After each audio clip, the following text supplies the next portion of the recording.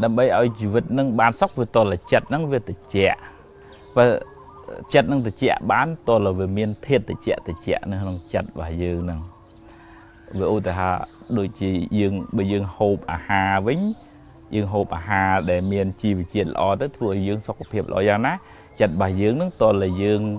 kết hướng lo đây cùng mô hướng đại cả hai cặp chạ a co hướng cái chê và tích và đa xa khné châu nông chất nhưng ắt sau cái mà ngay bên để khla tới chẳng ai bê tầm mưa tà hướng cái cặp chạ khné nữa hay miền hướng ấy thà bàn sọc tới bầm mà ngày hộp tà hà miền chiết kim mi rồi mẹ chặt nằng tôi là bên khác tới chỗ khổ một lúc đam chơi rồi có châu một tục không miền sinh từ trẻ tới về từ trẻ chặt mà chồng lược bảo thà tôi là riêng rẽ xa chặt nó cũng ao ba po là hướng khó nâng chờn pe thấy tờ lọp ở vĩnh mưa rương để về nôm mày chất sạch bài nôm mày chất ri ca ọc rum ca nai nôm phơi chất nâng rừng bằng hay đạp sai cúp chùm mũi mình nu ná đây cái miền ca ọc rum khuôn bàn là o dướng về chlong ca ọc rum khuôn nứng màu không khuôn dương chẳng tay giống ta là dương rẽ xa là bỏ bị hàng cài phóng hãy có không chặt bỏ dương nứng to cùng sơ spy phượng một tam khuôn chởn bị cùng sơ xóm mà on chặt xóm mà mua mai xóm mà đây hai nâng những cà pia từng son khang cà pia từng là bỏ hàng khéo đây chia rõm đây chia vậy để dương khơi là vậy để dương lư nâng cứ thà cùng sơ vô hương cọ một đạn trong khu ba dương pít khu ba dương vì mình chỉ thung sầm mè mấy dương bùm mồ là hương cọ nó khu ba những khai chỉ thung sầm mè mà hơi khẳng không dương của hiện lẹ đây hướng na đây mình là o hái của bong trao tới phịch tới hơi cùng phay pruy bà rõm biết chẳng ta ở đây trắng chặt nó về hiện từ chè chưa được rau mình lúc côn là thô sẽ cái đây lo hái mình nu na cả đòi nẹt miên cả đòi nẹt cò cả đòi bực khoa chùm rốt tam phơi chặt nó mình từ trẻ thì đại cả hai nẹt khó miền tục đòi nẹt khó nẹt miền tục đòi nẹt miền nẹt túi miền tục đòi nẹt túi nẹt thông miền tục đòi nẹt thông tham mong bị khoa ấy tham mong bị khoa phép từ trẻ từ chung tam phơi chặt nằng chẳng sốc to là sang tầm bù ở chất đạm mà sinh từ trẻ ở chất đạm chẳng hào ở chất cứ cà sang côn là thò chỉ phải chăm nằng từ chặt nó từ trẻ ăn một từ này dương thọ lưu bị thà bà ra chay nó mà này thà về chanh về đu ra bộ bạc hàng bà ra chay về này thà hồ xì khát nơi không đời chụp bấn lục sốt bà ra phèo phật sốt ở nơi miền này bà hai kia đái thà chỉ vật nâng bờ miền là bỏ thằng o nâng nâng thời bà ra chay vậy miền này khác ưu thà thà là bài sray sra mình chăm mai phường bừa cọ lùi chọ plon ấy chẳng tới ông bừa bọc prapilia và xài nè anh nâng chia mua hai nôm ấy cò bà ở sân chia mình nuôi nâng sủng bô thiệt ở cọ nâng phê nhưng cả thằng phép lọp chụp bụng bờ mình nè nó còn cho chặt hộp xá hay nâng cho chặt chụp rầy đậpไป trong khối quạt quạt viết tên nia men tên hay quạt đam cồn đam chài gồm ao thôi chẳng cha nó mấy bàn chẳng tham máu bị quạt sang mua là hai nôm ao vì nia nằng lục sốt para và sốt về chùm bần nó mẹ là bay hai pride màu vọt đấy mẹ này lục sốt nó là bay prap nè màu vọt tầng ở kia nó thật gồm áo vô vậy để mình là o cô ca để mình là o nó tự đặt không chỉ vật tại dương vô là bỏ mình là nó đặt không chỉ vật dương nâng ăn rải dương mình chăm mai chăm dương hồ si bọc bạc cái dương thưa bạp nẹt ở tây hay dương phường bừa cọp thêm xì nè anh nắng nôm áo miền sự đây vì nè non chỉ vật là bay pia lìa và sai sợi nhi hay dương mưa chứ mình chăm bách thà dễ dương thở tại chưa pre đấy thà vì nè vì mình vì nè mưa đó trẻ sẽ đánh anh ta phật si tư của cột nại ra cho vay bột bọt ở đây bọt bột pun tư của chặt ទឹកអាស៊ីតគោសម្លាប់គ្នាអីចឹងទៅអាហ្នឹងព្រះប្រាប់អញ្ចឹងតែបារាហ្នឹងវានាំឲ្យវិនិច្ឆ័យអញ្ចឹងហើយបើយើងប្រឹងអាផ្លូវហ្នឹងទៅវាវិនិច្ឆ័យហើយអញ្ចឹងបារាភវសូត្រនឹងលោកសូត្រអញ្ចឹងទៅហ្នឹងជាការរំលឹកប៉ុន្តែសូត្រភាសាបាលីទៅស្ដាប់វាមិនបានអញ្ចឹងយើងក៏ចិត្តគិតថាតលខែភ្ជុំបិណ្ឌបានលោកសូត្របារាហៅប្រែតមកវត្តមែនទេពេលណាក៏ដោយឲ្យទៅធ្វើអំពើនឹងដែលជាមូលហេតុនាំឲ្យបរាជ័យនាំឲ្យវិនិច្ឆ័យហ្នឹងវាវិនិច្ឆ័យហើយមិនបាច់តែក្នុងភ្ជុំបិណ្ឌទេអនុមោទនានិយាយពីរឿងឧទ្ទិសទានដល់អ្នកដែលស្លាប់ទៅឧទ្ទិសទានហ្នឹងនិយាយឲ្យស្រួលមានន័យថាជូនដំណឹងឲ្យឪពុកម្ដាយឬក៏អ្នកដែលស្លាប់ទៅហ្នឹងដឹងថាយើងបានធ្វើល្អជូនគាត់អញ្ចឹងឧទាហរណ៍ថាកូនយើងទៅរៀននៅអាមេរិកជាប់បានលេខ1ហើយគេជូនដំណឹងមកយើងថាកូននឹងបានលេខ1យើងគ្រាន់តែទទួលដំណឹងភ្លាមយើងសប្បាយចិត្តហ្មងអត់មានបានអីទេបានតែដំណឹងហ្នឹងសប្បាយចិត្តហ្មងយ៉ាងណាការឧទ្ទិសទានដល់អ្នកដែលស្លាប់ទៅហ្នឹងគឺយើងឆ្នៃរបស់របរខាងក្រៅបាយទឹកនំចំណីហ្នឹងរបស់ហ្នឹងយកទៅជូនគាត់ខ្មោចហ្នឹងទទួលមិនបានយកទៅដាក់មុខភ្នោក៏គាត់ងើបមកហូបបង្កើតដាក់ចុងជើងខ្មោចហ្នឹងក៏ខ្មោចងើបមកហូបបង្កើតដែរអញ្ចឹងក្នុងនាមជាកូនចៅហ្នឹងថាឲ្យឆ្នៃរបស់ហ្នឹងទៅឲ្យទៅជាការបរិច្ចាគទានឲ្យទៅជាបុណ្យនៅក្នុងចិត្តហើយបានឧទ្ទិសថាម៉ែឪខ្ញុំធ្វើទាននេះខ្ញុំសូមឧទ្ទិសជូនម៉ែជូនឪម៉ែឪសូមតាំងចិត្តថាដូចជាឪពុកម្ដាយនឹងបានធ្វើបុណ្យនឹងដែរប្រាប់គាត់ថាឲ្យម៉ែឪនឹងមកទទួលត្រេកអរបុណ្យនឹងទៅហើយបើគាត់នៅនឹងគាត់សប្បាយចិត្តថាអូកូនចៅអញល្អណាស់គេធ្វើអំពើល្អហ្នឹងដើម្បីឲ្យដល់អញហើយអញ្ចឹងអនុមោទនាទៅវាបានបុណ្យដែរអញ្ចឹងកូនបានបុណ្យត្រង់ការធ្វើទានមួយត្រង់ការចែកទានឧទ្ទិសបុណ្យនឹងដល់ឪពុកម្ដាយមួយហើយបើម៉ែឪចដូនចតានៅទៅនឹងដែរគាត់ដឹងឮគាត់ត្រេកអរបុណ្យរបស់យើងគាត់នឹងបានបុណ្យរបស់គាត់មួយគឺការត្រេកអរបុណ្យពីកូនហ្នឹងអញ្ចឹងការឧទ្ទិសបុណ្យហ្នឹងនិយាយដោយសង្ខេបឲ្យស្រួលស្ដាប់គឺថាការជូនដំណឹងដល់អ្នកដែលស្លាប់ទៅហ្នឹងហើយយើងដឹងយើងមិនដឹងថាគាត់ដឹងមិនដឹងទេប៉ុន្តែជាកាតព្វកិច្ចរបស់កូនចៅហ្នឹងគឺថាត្រូវធ្វើឧទ្ទិសជូនគាត់អញ្ចឹងអនុមោទនាមនុស្សយើងម្នាក់ហ្នឹងសិតតែចេះពិបាកចិត្តគ្រប់គ្នាទាំងអស់អ្នកខ្លះពិបាកចិត្តខ្លាំងមែនតើតែពិបាកចិត្តហ្នឹងមកពីអីមកពីចិត្តហ្នឹងវាមានមេរោគរោគចំណែនរោគស្អប់រោគគុំគួនរោគរវើរវាយរោគគិតច្រើនរោគស្មុគស្មាញរោគភ័យរោគព្រួយរោគបារម្ភអីចឹងទៅច្រើនមែនតើក្នុងចិត្តទេតែចិត្តហ្នឹងសម្បូរមេរោគហ្នឹងពិបាកហើយទៅរកព្រះអង្គណាក៏ជួយបានដែរអញ្ចឹងតើយើងរៀនព្យាបាលរោគហ្នឹងទៅបើថាកាត់បន្ថយទៅកំហឹងឲ្យមានខន្តីឲ្យមានអត់ធន់ឲ្យមានស្រស់ស្រាយសប្បាយឲ្យវាចេះបោះបង់ចោលតែរឿងណាហួសទៅហើយនោះកុំដេកស្ដាយក្រោយពិបាកចិត្តស្មុគស្មាញពេកអីហើយជួបរឿងណាដោះរឿងហ្នឹងទៅហើយកុំគិតថាស្អីសិតតែល្អទាំងអស់គេសិតតែត្រូវធ្វើត្រូវចិត្តយើងទាំងអស់មិនទេជីវិតហ្នឹងវាមានអញ្ចឹងវាមានល្អវាមានអាក្រក់អញ្ចឹងយើងមានបញ្ញាហ៊ានទទួលស្គាល់ការពិតនៅក្នុងជីវិតហ្នឹងទៅអត់សូវពិបាកចិត្តច្រើនទេប៉ុន្តែមកពីមនុស្សយើងហ្នឹងវាប្រមូលតែរោគប្រមូលតែរបស់អត់ប្រយោជន៍តាមខ្លួនមិនមែនត្រឹមតែអត់ប្រយោជន៍ទេវាធ្វើឲ្យចិត្តហ្នឹងពិបាកមួម៉ៅក្តៅក្រហាយហើយហ្នឹងឲ្យអ្នកណាជួយកុំឲ្យពិបាកចិត្តអត់បានទេវាមានតែយើងរៀនអប់រំណែនាំវឹកហាត់ចិត្តនឹងរឿយទៅយើងមិនសូវកើតទុក្ខទេអនុមោទនាបើយើងយកស្លឹកចេកនេះទៅខ្ចប់ប្រហុកវាធុំក្លិនប្រហុកហើយបើយើងយកទៅខ្ចប់ផ្កាម្លិះវាធុំក្លិនផ្កាម្លិះហើយយ៉ាងណាយើងបើនៅក្បែរមនុស្សប្រភេទណាយើងខ្លាចជាមនុស្សប្រភេទហ្នឹងឧទាហរណ៍ថាយើងនៅក្បែរមនុស្សជួយចិត្តនិយាយដើមគេប្រកាសណាថ្ងៃក្រោយថ្ងៃមុខគឺទៅជួយចិត្តនិយាយដើមគេដែរបើយើងនៅក្បែរអ្នកផឹកអាហ្នឹងទៅចូលផ្លូវហ្នឹងប៉ុន្តែបើយើងនៅក្បែរអ្នករៀនអ្នកសូត្រអាហ្នឹងគេចេះតែប្រាប់គេចេះតែណែនាំគេចេះតែនិយាយទៅយើងដូចថាដួលទៅតាមគេអញ្ចឹងបានពុទ្ធលោកឲ្យតម្លៃខ្ពស់មនុស្សដែលនៅក្បែរយើង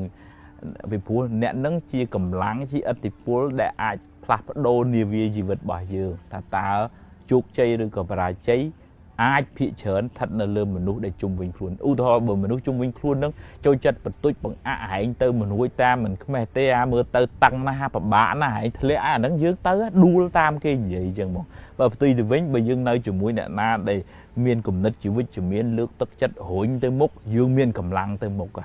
chẳng dương rộp án mình nuốt cục cái ní bên này thấy chất chất nát mình nuốt ná để dương kết thả miền bị giáo sầm mẹp cả bị vậtชีวิต bài dương ở vùng phố ở Pesa mình vô nè ná chia sẻ tới bên này ham nơi chừng mùi nè ná để bật tôi bằng ạឬក៏អាចនាំយើងឲ្យដើរនៅក្នុងផ្លូវខុសអាហ្នឹងទើបជីវិតយើងបានចម្រុងចម្រើនអនុមោទនាបើទឹកនៅក្រាស់កែវអញ្ចេះយើងអាចចាក់ចូលបន្ថែមបានទៀតប៉ុន្តែឧបមាថាបើទឹកហ្នឹងវាពេញហើយពេញចេះហើយយើងមិនអាចចាក់បន្ថែមទៅទៀតបានទេតែចាក់បន្ថែមទៅវាហៀហើយនេះខ្ញុំមកថាពេលគាត់នៅឧបមាថាមនុស្សយើងតើកាលណាតាំងចិត្តថាយើងចេះស្អីចប់សពគ្រប់ទាំងអស់អញខ្លាំងជាងគេអញបកកែជាងគេគ្មានអាណាបកកែជាងអញអានឹងស្មើនឹងទឹកកែវហ្នឹងវាមានទឹកពេញហើយចាក់អីទៅទៀតមិនបានទេគេឲ្យយោបល់គេប្រាប់គេណែគេនាំមិនបានទេដោយសារយើងគិតថាគ្មានអាណាចេះជាងអញទេបើនៅផ្ទុយទៅវិញឧទាហរណ៍ថាតាមពិតទៅយើងចេះជាងគេមែនអាចដែរយើងរៀនបានខ្ពស់បញ្ញាយើងច្រើនជាងគេប៉ុន្តែវានៅចំណុចណាមួយដែលយើងមិនចេះឥឡូវឧបមាដូចជាលោកតាក្រមងុយអញ្ចឹងចាស់លោកតាក្រមងុយជាអ្នកប្រាជ្ញខ្មែរយើងល្បីប៉ុន្តែនឹកមិនឃើញរឿងកាប់ជែកហ្នឹងជាពីកណាត់ស្ទងមកស្ពាយមួយខាងរែកមួយខាងម្នាក់មកវាលេងទៅធ្ងន់ហើយអញ្ចឹងមកចង់គាត់ចង់និយាយមកវិញថាកុំធ្វើជាមនុស្សទឹកពេញកែវត្រូវធ្វើជាមនុស្សទឹកកន្លះកែវធ្វើជាមនុស្សដែលអាចចេះស្ដាប់គេចេះទទួលយោបល់ពីគេហើយយើងអាចនឹងទទួលចំណេះដឹងពីខាងក្រៅផ្សេងទៀតហើយអរគុណនៅចំណេះដឹងឬក៏យោបល់ដែលអ្នកដទៃផ្ដល់ឲ្យតែបើថាពេលខ្លះយោបល់ហ្នឹងមិនសូវល្អក៏យើងយកមកពិចារណាដែរហើយបើល្អយើងទទួលយកទៅហើយយើងអរគុណគេផងអានឹងមនុស្សហ្នឹងអាចអភិវឌ្ឍខ្លួនឯងឲ្យខ្ពង់ខ្ពស់ទៅបានហើយធ្វើការងារជាក្រុម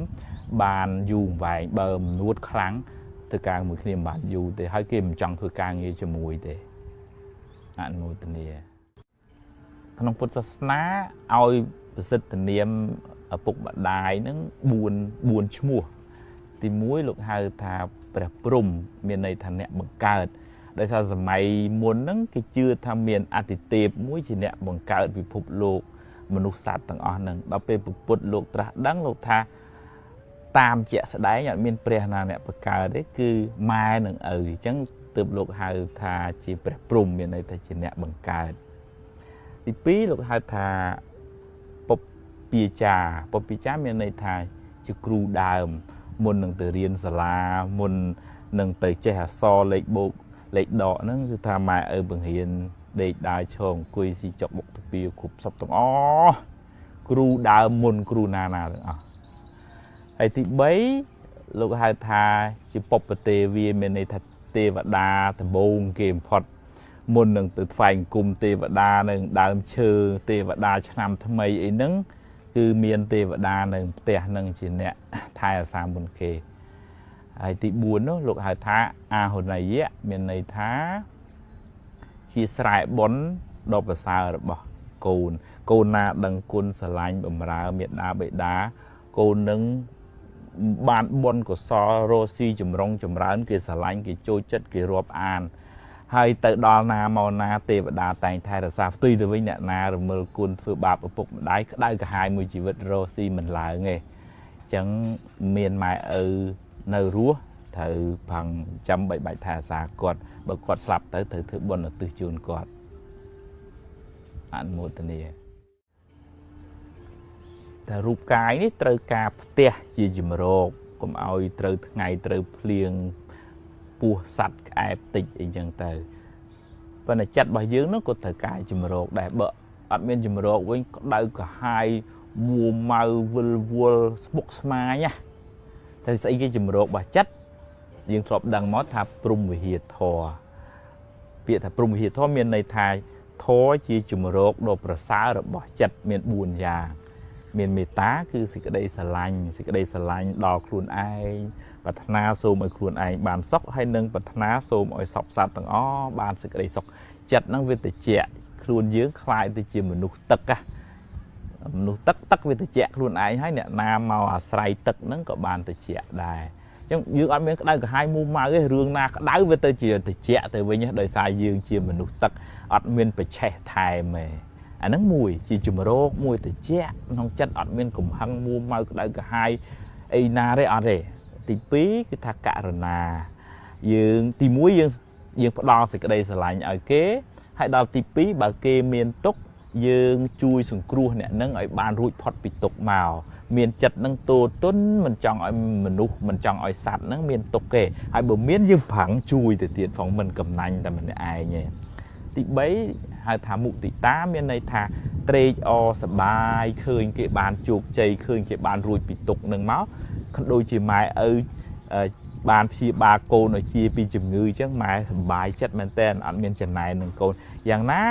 យើងឃើញអ្នកដតីបានជោគជ័យបានសុខបានចម្រើនយើងអត់ចំណែនគេទេមានតែសប្បាយហើយមិនត្រឹមតែសប្បាយទៅអបអរសាទរសុំសរសើរពិតជាប្រកែមែនហើយយើងក៏វាតិចអ្នកដែលទទួលបានជោគជ័យនេះក៏បានសប្បាយជាមួយនឹងការរីករាយរបស់យើងដែរហើយទី3ទី4គឺឧបេក្ខាមានន័យថាចិត្តជាកដាលក្នុងន័យនេះមិនមែនគ្រាន់តែម៉ែឪស្រឡាញ់កូនឲ្យស្មើគ្នាប៉ុណ្ណឹងមិនគ្រប់គ្រាន់ទេពាក្យថាចិត្តជាកដាលមានន័យថាក្នុងជីវិតហ្នឹងវាមានរឿងខ្លះល្អរឿងខ្លះមិនល្អពេលខ្លះសរសើរពេលខ្លះនឹងទាពេលខ្លះបានសុខពេលខ្លះបានទុក្ខអញ្ចឹងត្រូវហ៊ានទទួលទាំងសងខាងទើប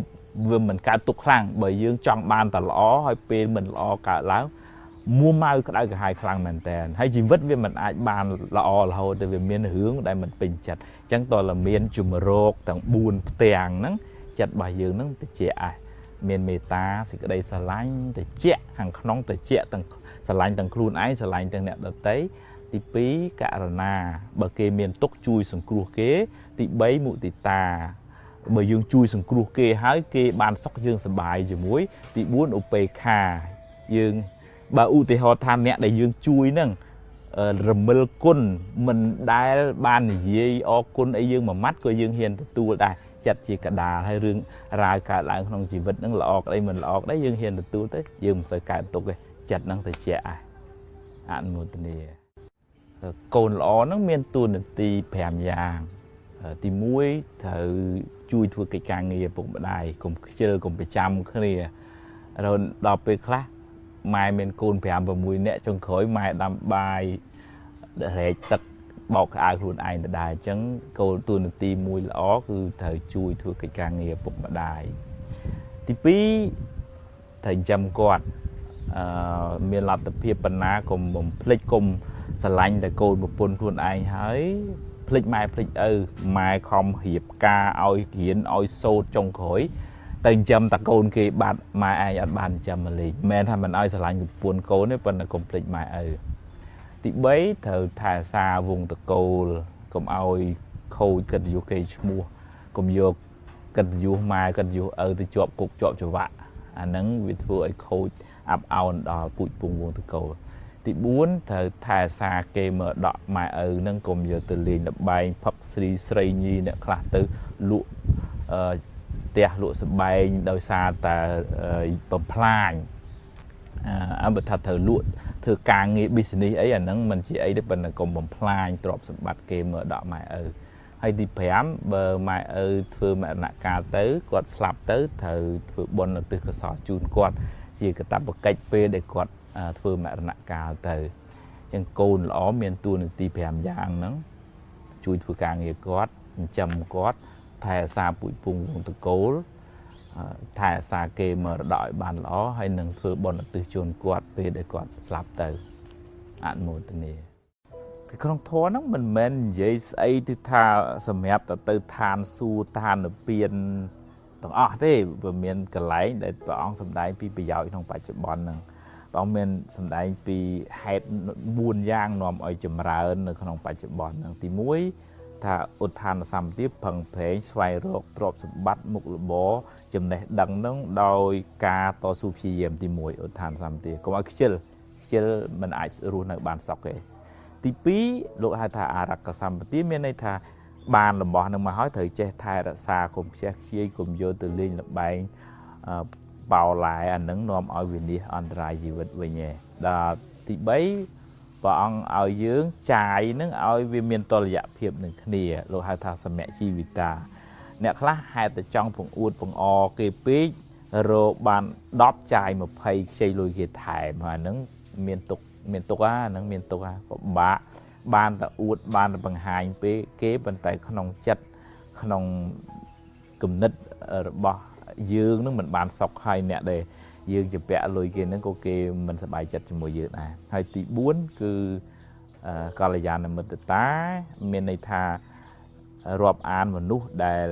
ធ្វើឲ្យយើងអាចចម្រុងចម្រើនដោយចំណេះដឹងដោយគុណធម៌មិនស្អប់ទេមនុស្សអ្នកណាក៏យើងស្រឡាញ់យើងជួយសង្គ្រោះដែរប៉ុន្តែចិត្តស្និទ្ធនៅក្បែរមនុស្សដែលអាចធ្វើឲ្យយើងចម្រុងចម្រើនដោយចំណេះដឹងដោយគុណធម៌ហ្នឹងជីវិតហ្នឹងវាបានចម្រុងចម្រើនទៅដែរអញ្ចឹង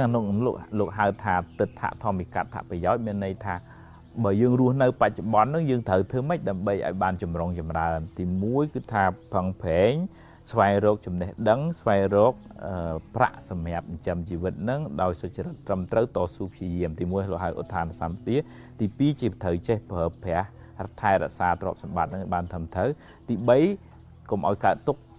ចាយកុំលឹះចូលតែចាយលឹះចូលកើតទុក្ខហើយទី4ត្រូវរកមនុស្សណាល្អនៅក្នុងជីវិតយើងអាហ្នឹងយើងក៏បានល្អដែរហើយក៏បានចម្រើនដែរអនុមោទនាថ្ងៃហ្នឹងចង់និយាយពីហេតុនាំឲ្យមានទ្រព្យសរុបមាន3ទី1អ្នកនឹងត្រូវព្យាយាមតស៊ូសង្វាតអស់ហាត់លំបាកលំបិនមិនត្រូវតែតស៊ូទី2ត្រូវមានបញ្ញាឆ្លាតវាងវៃមានទំនាក់ទំនងល្អស្គាល់អ្នកនេះស្គាល់អ្នកនោះស៊ើបមើលទីផ្សារ business នឹងវាអាចដើរបានឬក៏យ៉ាងម៉េចអាហ្នឹងបញ្ញាឆ្លាតប៉កែ reflect ណាហើយទី3តើមានប៉ុនផងបើអ្នកនឹងអត់ប៉ុនប្រឹងដាច់ក្បាលដាច់កន្ទុយចង់ងាប់ចង់រស់អាគេមិនសូវជាប្រឹងប្រមាណទេគេចេះតែមានទៅហើយបើឯងនេះប្រឹងចង់ដាច់ខ្យល់ហើយមិនឃើញមានសោះអាហ្នឹងខ្វះបុណ្យសំពាយបុណ្យមកពីអតីតមកសំពាយបុណ្យមកពីអតីតមកឧទាហរណ៍ថាដូចជាចេះចែករំលែកជួយសង្គ្រោះដល់អ្នកដទៃចិត្តទលាយមិនកំណាញ់មិនស្មោមិនស្វិតទេគឺថាដាំពូជអ្នកមានមកឧទាហរណ៍បើយើងយកស្រូវមកល្អីយកទៅព្រោះក្នុងស្រែ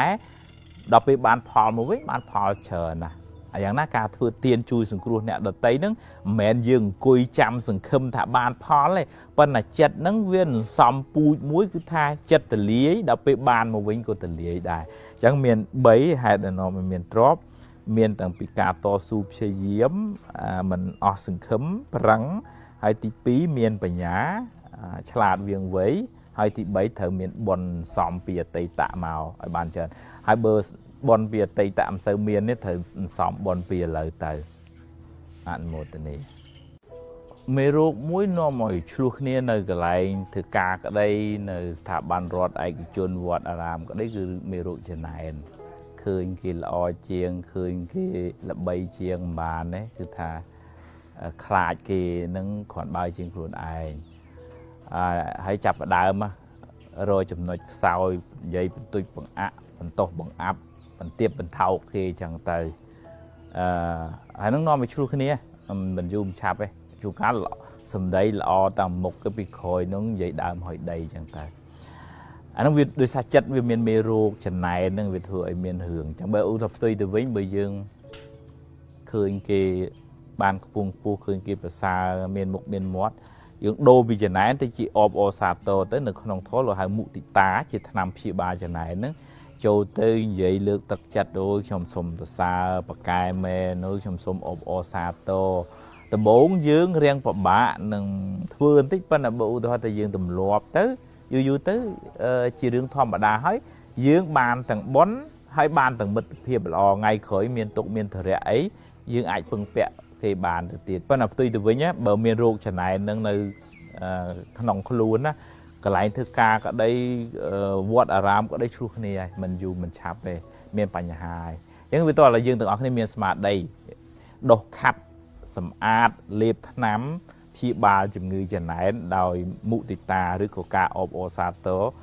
ពេលដែលគេបានជោគជ័យហ្នឹងអាហ្នឹងទើបយើងបានសុខហើយបានការងារបានសុខបានចម្រើនទាំងអស់គ្នាអនុមោទនាក្នុងធម៌សម្ដែងពីហេតុពីរយ៉ាងនាំឲ្យបានជាប្តីប្រពន្ធទី1ធ្លាប់ជាប្តីប្រពន្ធពីអតីតជាតិមកទី2បានជួបប្រស្រ័យទំនាក់ទំនងគ្នាក្នុងពេលបច្ចុប្បន្នប៉ុន្តែវាមានគូខ្លះក៏មានគូគប់ហើយគូខ្លះក៏គូកម្មយ៉ាងហ្នឹងអ្នកដែលធ្លាប់ធ្វើបាបភរិយាធ្វើឲ្យគេកើតទុក្ខពិបាកហើយរហូតដល់ពេលខ្លះទៅចងគំនុំគុំគួនគ្នាកុំឲ្យវាជួបគ្នាថ្ងៃក្រោយប៉ុន្តែគិតថាកុំឲ្យជួបគ្នាថ្ងៃក្រោយប៉ុន្តែគិតតែពីមុខគាត់នឹងអញ្ចឹងដល់ពេលហើយដោយសារមានបាបកម្មអីវិលវល់មកជួបគ្នាអញ្ចឹងទៅមានកម្មជាមួយគ្នាជួបគ្នាបានមួយផ្លែតក៏នាំឲ្យមានបែកបាក់ព្រាត់ប្រាសចឹងទៅឬក៏អ្នកនឹងធ្លាប់មានបាបកម្មរឿងពង្រត់បង្រាស់កូនសัตว์កូនទូចតាចចឹងគេឲ្យគេយំសោកចឹងទៅមានបាបកម្មមកខ្លួនឯងនឹងក៏ទទួលរងបាបកម្មពេលបច្ចុប្បន្នហ្នឹងក៏មានដោយសារផ្លូវចិត្តរបស់យើងនឹងវាមិនល្អមិនចេះអត់ធន់គ្នាក៏អាចនាំឲ្យឆ្លោះគ្នាបែកបាក់គ្នានឹងដែរហើយអ្នកខ្លះដែលជាពុទ្ធព្រះអង្គសម្ដែងគូគប់នោះមានលក្ខណៈ4មានសទ្ធាស្មើគ្នាមានន័យថាទឹកចិត្តនឹងជឿជាក់ក្នុងអំពើល្អគុណធម៌នឹងដូចគ្នាទៅថាមានសិលធម៌នឹងប្រហាក់ប្រហែលគ្នាសមសីលានឹងហើយមានចិត្តល្អសមចាគីចេះជួយចែករំលែកសេចក្តីសុខដល់អ្នកដតីនឹងប្រហែលគ្នាសមបញ្ញាមានបញ្ញាស្មារតីនឹងប្រហែលគ្នាព្រះអង្គសម្ដែងថាពីរហ្នឹងគូហ្នឹងគូដែលមានលក្ខណៈ4ហ្នឹងតាំងពីណាពីណីរហូតដល់ព្រះនិព្វានក៏នៅតែជួបគ្នាដែរដល់ព្រះនិព្វានបែកគ្នាដល់ពេលហ្នឹងក្នុងសង្សារវដ្តហ្នឹងជួបគ្នារហូតដោយសារមានគុណធម៌ទាំង4ហ្នឹងអញ្ចឹងវាមានគូគប់វាមានគូកម្មហ្នឹងមានការចងគំនុំធ្វើបាបឬក៏បំបែកបំបាក់អ្នកដតីសត្វធាតុឬក៏ញុះញង់អ្នកដតីឲ្យបែកបាក់គ្នាអានឹងបាបកម្មយើងបែកបាក់ខ្លួនយើងអញ្ចឹងទៅឬក៏បច្ចុប្បន្នហ្នឹងมันបានចេះអត់ទ្រាំមិនចេះយោគយល់គ្នាហ្នឹងហើយនឹងគូគប់គឺអ្នកដែលមានគុណធម៌មានសិលធម៌ចិត្តល្អដូចគ្នាការយល់ដឹងប្រហាក់ប្រហែលគ្នាអានឹងបានសុខជាមួយគ្នាយូរបែបអនុមោទនាយើងម្នាក់ហ្នឹងសិតតែមានកំហឹងរៀងខ្លួនពីកំណើតមកគាត់ថាអ្នកខ្លះខឹងច្រើនអ្នកខ្លះខឹងតិចប៉ុន្តែបើឧទាហរណ៍ថាអ្នកនឹងស្ពាយកំហឹងនឹងតាមខ្លួនជាប្រចាំអានឹងវាខ្លាយទៅជាព្យាបាទអានឹងអត់មានពីណាក្តៅក្រហាយជាងយើងទេវាឧបមាដូចជាយើងអោបភ្លើងខឹងគេអញ្ចឹងយើងដេកអោបភ្លើងរហូតស្អែកជួបវាចាំអញ្ចេះដាក់វាហើយដល់អញ្ចឹងយើងអ្នកកើតទុកខ្លាំងជាងគេយូរទៅកើតជាជំងឺមានវិបត្តិផ្លូវចិត្តទៀតផងអញ្ចឹងវាតើថាយើងរៀនបោះភ្លើងនឹងចោលទៅខឹងក៏ខឹងមកផ្លែតអញ្ចឹងទៅហើយបោះចោលទៅហើយចេះអត់ធន់ខ្លះទៅរឿងរ៉ាវក្នុងជីវិតហ្នឹងវាមិនមែនស្អីត្រូវតាមចិត្តរហូតមិនមែនកូនធ្វើត្រូវតាមចិត្តយើងរហូតមិនមែនអ្នកក្រៅបង្គាប់នឹងចេះតែធ្វើអីពេញចិត្តយើងរហូតទេវាមានពេលខ្លះគេធ្វើត្រូវចិត្តមានពេលខ្លះគេធ្វើមិនត្រូវចិត្តអញ្ចឹងតើឲ្យយើងមានបញ្ញាមួយទៀតអត់ធន់ហើយមានបញ្ញាមួយទៀតថាជីវិតហ្នឹងវាអញ្ចឹងដល់អញ្ចឹងធ្វើឲ្យយើងមានខន្តីមានអត់ធន់ត្រឡប់ពីកំហឹងត្រឡប់ពីព្យាបាទមានតែផ្សាយមេត្តាឲ្យអ្នកដទៃហ្នឹងបានសុខពលឹមឡើងសូមឲ្យសពសត្វទាំងអស់បានសេចក្តីសុខជួបអ្នកណាញញឹមរស់រាយពីក្នុងចិត្តពីក្នុងបេះដូងមកហ្នឹងបំណងពាក្យសម្ដីនិយាយក៏ចង់ឲ្យគេបានសុខសូម្បីតែកាយវិការធ្វើនឹងក៏គ្មានបំណងចង់ឲ្យអ្នកនឹងអ្នកដទៃនឹងកើតទុក្ខប៉ុន្តែជាដំបូងគេអ្នកបានប្រយោជន៍ពីទឹកចិត្តល្អទឹកចិត្តត្រជាក់របស់យើងនឹងគឺយើងខ្លួនយើងនឹងឯងយើងវាមិនមួមកមិនក្តៅក្រហាយមិនស្មុគស្មាញទេហើយអ្នកដែលមកប្រស្រ័យជាមួយយើងនឹងក៏បានត្រជាក់ដែរឧបមាដូចជាទឹកអញ្ចឹងគេមកផឹកទៅក៏វាបាត់ស្រេកហើយឬក៏គេមកក្តៅគេងូតទៅក៏វាបាត់ក្តៅអញ្ចឹងទៅអញ្ចឹងទៅយើងខ្លាយទៅជាមនុស្សទឹកកុំខ្លាយទៅជាមនុស្សភ្លើង បានយើងក៏បានសុខគេក៏បានសុខដែរអនុមោទនា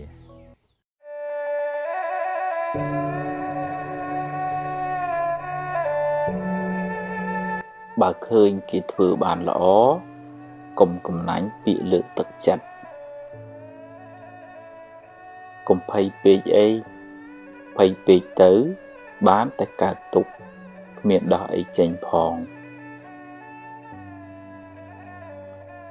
ចង់ឲ្យគេគោរពត្រូវចេះគោរពគេមុន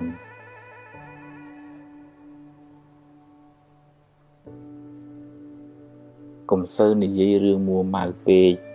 ខាតពេលផងខូចចិត្តផងហើយបាបទៀតកុំយកកំហឹងជាម្ចាស់ត្រូវធ្វើជាម្ចាស់កំហឹងវិញ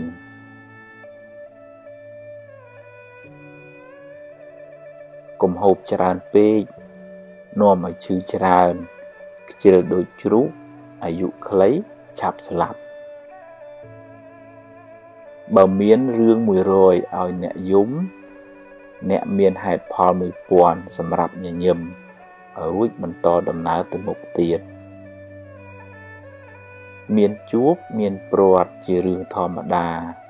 កុំកើតទុក្ខពេកកុំរវើរវាយច្រើនពេកគិតមួយណាឲ្យប្រកបជាមួយនឹងទើបមិនសូវស្មុគស្មាញពេលម៉ែឪស្លាប់មិនមែនទាល់តែយំទើបឈ្មោះថាស្រឡាញ់ម៉ែឪទេ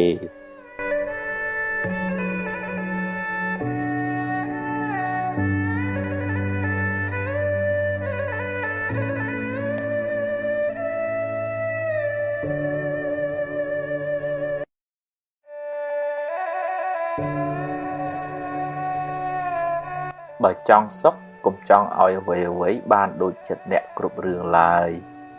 រៀនព្រមខ្លះទៅទំនិញអាចរកទិញបានតែពេលវេលាទិញមិនបានទេរៀនប្រើវាឲ្យបានប្រយោជន៍ច្រើនសន្សំទ្រព្យផងសន្សំធម៌ផងទើបជីវិតបានសុខច្រើនកុំប្រៀបធៀបជាមួយគេអីខ្សែជីវិតម្នាក់មិនដូចគ្នាទេ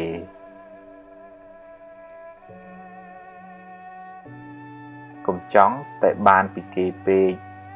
រៀនឲ្យខ្លះផងគេមិនចូលចិត្តមនុស្សកំណាញ់ទេអ្នកមិនអាចធ្វើផែនដីឲ្យរាបស្មើដូចកន្ទេលទេអ្នកមិនអាចឲ្យគេគិតដូចអ្នកគ្រប់រឿងទេកុំត្រចៀកសកុំលួតតាមគេចាក់ចាំច្បាស់សិនសឹមស្ដីថាទើបមិនសូវមានកំហុសសង្ឃឹមខ្លាំងខកចិត្តក៏ខ្លាំងដែររៀនព្រមទើបមិនសូវកើតទុក្ខអ្វីមិនទៀងទេកុំប្រកាន់មាំពេកប្រយ័ត្នមានទុក្ខខ្លាំងឡានថ្លៃតែចរិតមិនថ្លៃនៅមិនទាន់ជាមនុស្សថ្លៃថ្នូរទេយ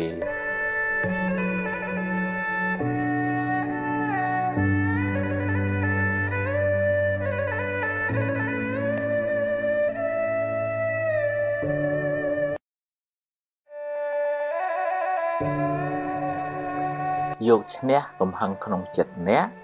ប្រសើរជាងឈ្នះគេដោយកំហឹង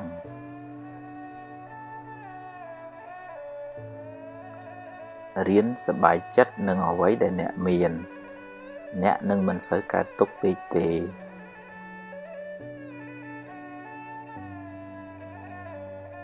ជីវិតតែមានបញ្ហា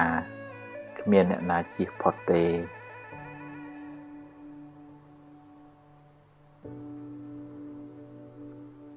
ធ្វើទានជួយសង្គ្រោះអ្នកដទៃបានបុណ្យផងបានការស្រឡាញ់រាប់អានផងដាំពូជជាអ្នកមានទ្រព្យសម្បត្តិច្រើនផងទម្លាប់ចិត្តឲ្យគិតរឿងល្អរឿងត្រូវ ជីវិតមិនសូវមានទុក្ខទេផ្ទះជាជំរកកាយគុណធម៌ទាំងឡាយជាជំរកចិត្ត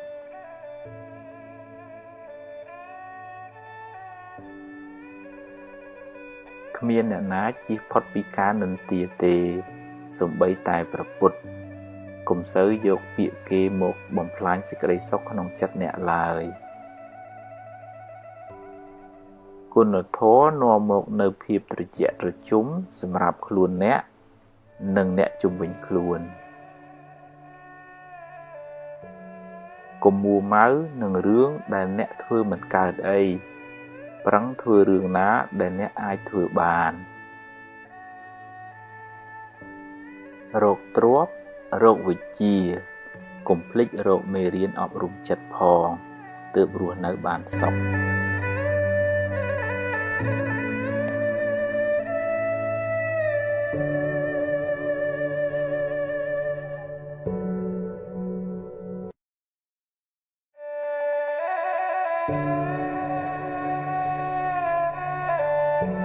កុំយកមុខយកមាត់តែម្នាក់ឯងចែកគេខ្លះទៅទើបធ្វើការជាមួយគ្នាបានយូរកុំទម្លាប់បន្តោសបង្អាប់គេហើយលើកសរសើរខ្លួនឯងគេមិនចូលចិត្តទេរាប់អានមិត្តភក្តិត្រូវតែហ៊ានលះបង់ខ្លះទើបរាប់អានបានយូរ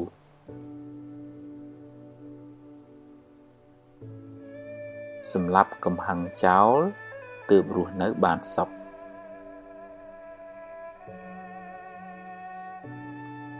បើខ្ចីហើយសងសឹមឲ្យខ្ចីបើខ្ចីមិនសងទេកុំឲ្យខ្ចីអី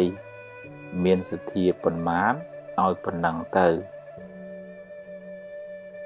ពេលគេធ្វើត្រូវចេះសរសើរខ្លះផងកុំប៉ិនតែខាងបន្ទោសពេក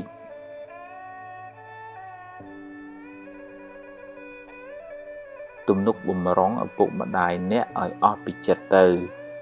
កុំចាំពេលគាត់ស្លាប់បានយំមិនប្រសើរទេចេះទទួលខុសខ្លះផងកុំប៉ិនតែខាងចង្អុលមុខគេពេកគេមិនចង់ធ្វើការជាមួយទេវាសនាមនុស្សមិនដូចគ្នាទេគេមិនដូចយើងយើងមិនដូចគេកុំប្រៀបធៀបគ្នាអីទម្លាប់អាន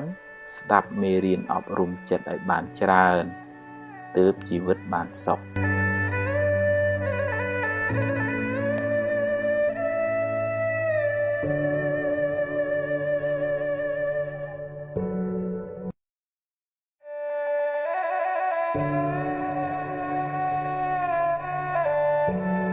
ភ្លាត់ជើងគ្រាន់ជាងភ្លាត់មាត់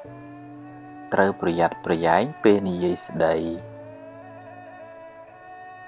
ស្ដាប់ឲ្យបានច្រើនជាងនិយាយអ្នកនឹងបានចម្រើនដោយចំណេះដឹង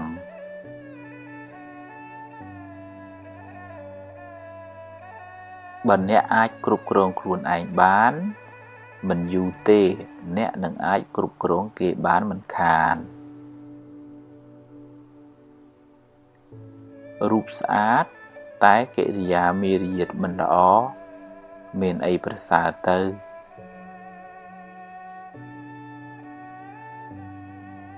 សន្សំភ្លើងបានក្តៅសន្សំខឹងបានទុក្ខសន្សំធម៌បានត្រជាក់ចិត្តស្រឡាញ់រាប់អានមនុស្សគ្រប់គ្នាតែមិនអាចទុកចិត្តគ្រប់គ្នាបានទេ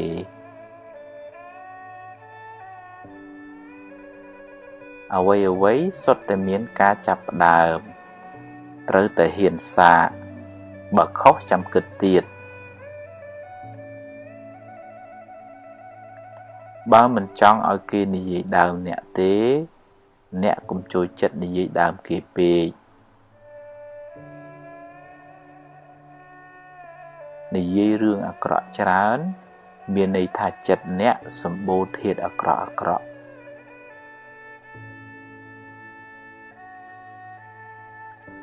សង្ឃឹមខ្លាំង ខកចិត្តក៏ខ្លាំងដែរសង្ឃឹមចុះតែបើបានប៉ុណ្ណាក៏ព្រមតាមប៉ុណ្ណឹងទៅ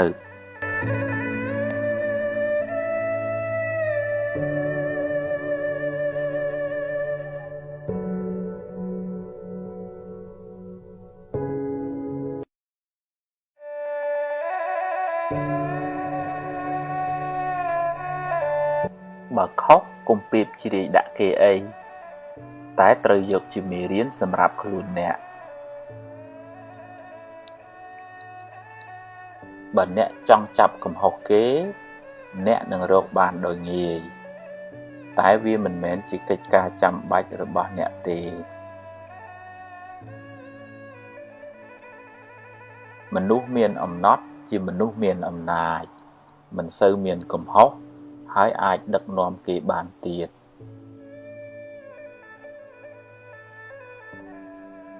ប្រាជ្ញាជាភ្នែកការតស៊ូជាជើងដើរមានទាំងពីរទើបបានសម្រេចឋានៈតូចតាចគ្មានអីគួរឲ្យខ្មាស់ទេអ្វីដែលគួរឲ្យខ្មាស់អៀនគឺមានឋានៈតែខ្វះសមត្ថភាពធ្វើជាគំរូល្អប្រសើរជាងនិយាយប្រដៅទៅទៀតឈ្នះធាតុអាក្រក់ក្នុងចិត្តអ្នកនឹងបានសុខច្រើនបើគ្រប់គ្រងគេត្រូវមានទាំងអំណាចដេជះមានទាំងគុណធម៌បើខឹងរឿងតូចទៅជារឿងធំ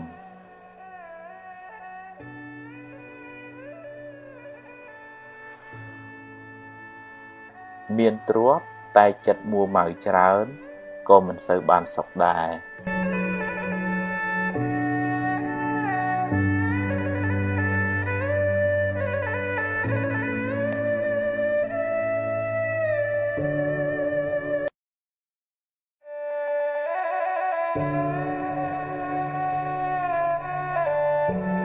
ខឹងគេធ្វើបាបខ្លួនឯងកំហឹងដុតខ្លួនអ្នកឲ្យក្តៅក្រហាយមានអ្នករឹងត្អឹងបិទទ្វារការរីកចម្រើន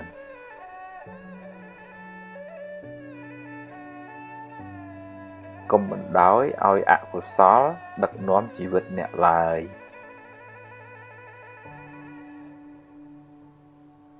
ក្តៅកាយទៅរកទឹកក្តៅចិត្តទៅរកធម៌អន់ចិត្តខឹងចរណែនស្ដាយភ័យជាមេរោគបំផ្លាញសេចក្តីសុខក្នុងចិត្តអ្នកកុំបង្កើតរឿងដែលមិនទាន់កើតឡើង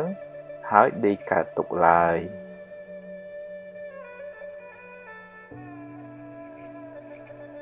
បើចេះព្រមតាមសមត្ថភាពដែលអ្នករកបានជីវិតមិនសូវលំបាកទេ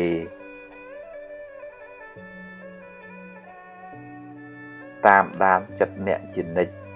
កុំបណ្ដោយឲ្យវាគិតរឿងអត់ប្រយោជន៍ច្រើនពេកមនុស្សទន់ខ្សោយចាញ់ពាក្យបញ្ជោ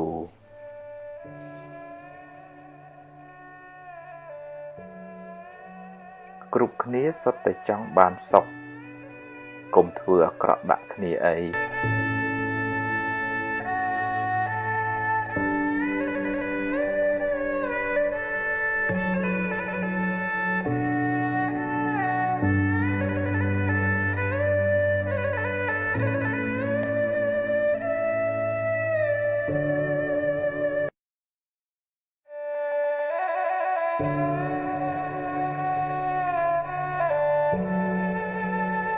កុំគ្រាន់តែចង់អួតគេហើយនិយាយកុហកគេឡើយកុំទម្លាប់រាប់អានមនុស្សដោយសម្លឹងមើលបុណ្យស័ក្តិមុខមាត់ឡើយ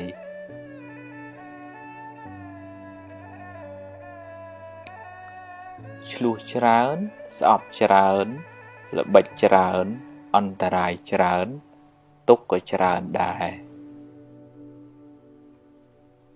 ពេលចំណេញកុំប្រមាទពេលខាតកុំមួម៉ៅពេកវាជារឿងធម្មតានៃជីវិតទេអ្នកធំត្រូវតែចេះទ្រាំនឹងពាក្យនិន្ទាកូនចៅមិនចេះតែស្រឡាញ់យើងគ្រប់គ្នាទេធ្វើការងារកុំយកតែមតិខ្លួនឯងអីចេះស្ដាប់គេផងទើបរីកចម្រើននិងធ្វើការជាមួយគ្នាបានយូរធ្វើការងារធំត្រូវចេះគ្រប់គ្រងកំហឹងសម្រេចចិត្តពេលខឹងច្រើនតែខុសកុំនិយាយច្រើនពេកកុំខ្លាចថាគេមិនដឹងមើលកលៈទេសៈសិនសំនិយាយហូបអាហារគីមីច្រើនអ្នកនឹងមានរោគច្រើនគិតរឿងស្មុគស្មាញច្រើនអ្នកនឹងកើតទុក្ខច្រើនបើយើងជួយគេអស់លទ្ធភាពហើយតែនៅតែជួយមិនបានអ្នកត្រូវចេះព្រមមិនដូច្នោះទេអ្នកនឹងមានទុក្ខមិនខាន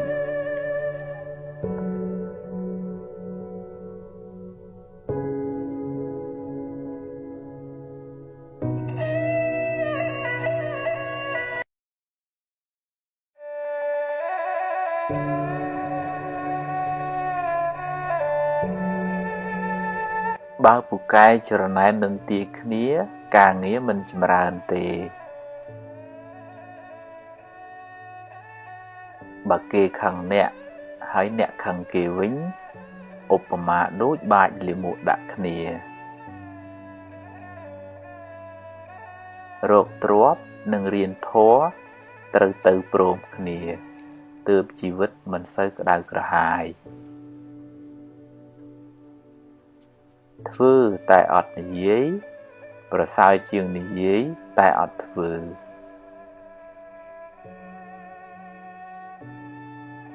នឹកដល់សេចក្តីស្លាប់មិនមែនជារឿងអពមង្គលទេតែគឺជាការដាស់តឿនខ្លួនឯងកុំឲ្យមានសេចក្តីប្រមាទអ្នកដែលពូកែទ្រាំនឹងការលំបាក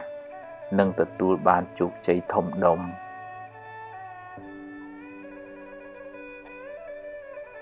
ខ្សឹបពីអន់ប្រាប់ខ្លួនឯងអ្នកនឹងក្លាយជាមនុស្សអន់មិនខានរាប់អានមនុស្សឲ្យបានច្រើនតែកុំទុកចិត្តមនុស្សទាំងអស់អី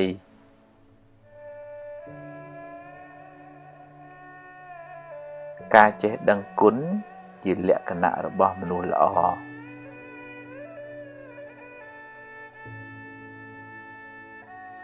សេចក្តីសង្ឃឹម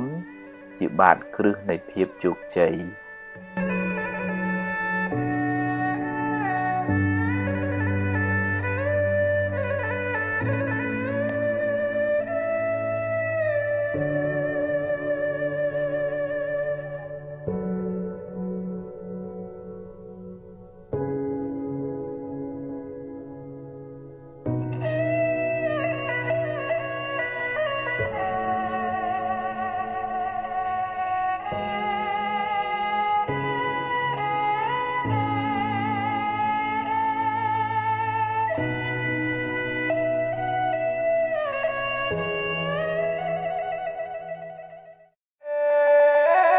ព្យាបាលរោគចំណែនពេលឃើញគេបានជោគជ័យទម្លាប់អបអរសាទរគេទៅកុំចំណែនអីចំណែនទៅគ្មានបានអីមកយើងផងបានតែក្តៅក្រហាយចិត្តឥតប្រយោជន៍ហើយបើគេដឹងគេស្អប់ទៀតគេប្រឹងគេចេះគេមានបុណ្យទើបគេបានបើយើងអត់យើងប្រឹងទៅមិនមែនត្រឹមតែត្រេកអរទេតែទម្លាប់ទៅនិយាយលើកទឹកចិត្តពេលគេធ្វើបានល្អ ចិត្តអ្នកក៏ត្រជាក់បុណ្យក៏បានមិត្តភាពក៏ល្អតែបើគេបានដោយទុច្ចរិតយើងគួរសង្វេគអាណិតថាគេបានសាងបាបកម្មថ្ងៃណាមួយគេនឹងទទួលផលកម្មនោះវិញមិនខានយើងមិនត្រេកអរជាមួយគេទេហើយក៏គ្មានអីត្រូវចំណែនដែរតែគួរអាណិតវិញ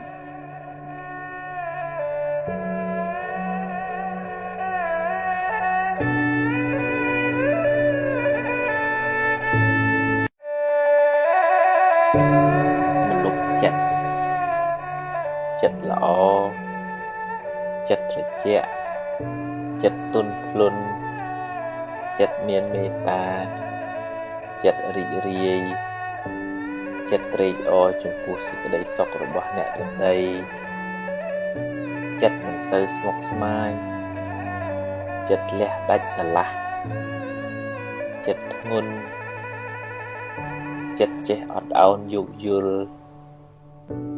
ចិត្តភ្លេចរឿងមួម៉ៅចិត្តចងចាំរឿងល្អរឿងបុណ្យកុសលចិត្តក្លាហានហ៊ានទទួលរឿងល្អក្តីមិនល្អក្តីចិត្តតស៊ូចិត្តព្យាយាមចិត្តមិនចុះចាញ់ចំពោះឧបសគ្គចិត្តមានក្តីសង្ឃឹមចិត្តមិនប្រកាន់ហួងហែងខ្លាំងចិត្តហ៊ានទទួលស្គាល់ការពិតនៃជីវិតចិត្តមិនសូវព្រួយបារម្ភចិត្តមិនសូវមានទុក្ខកង្វល់បើធ្វើចិត្តដូច្នេះបានអ្នកនឹងបានសេចក្តីសុខច្រើន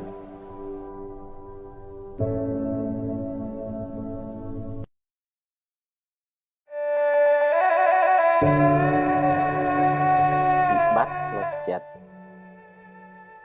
ជាសាមញ្ញជនគ្មាននរណាម្នាក់ដែលថាអត់បញ្ហាផ្លូវចិត្តនោះទេគ្រាន់តែតិចច្រើនតាមកម្រិតនៃការអប់រំចិត្តរៀងខ្លួនចិត្តមានវិបត្តិព្រោះចិត្តសម្បូរមេរោគដូចជាមួម៉ៅក្តៅក្រហាយឆេវឆាវខឹងក្រោធភ័យព្រួយបារម្ភស្ដាយសំណោះគិតច្រើនស្មុគស្មាញមិនដាច់ស្រេច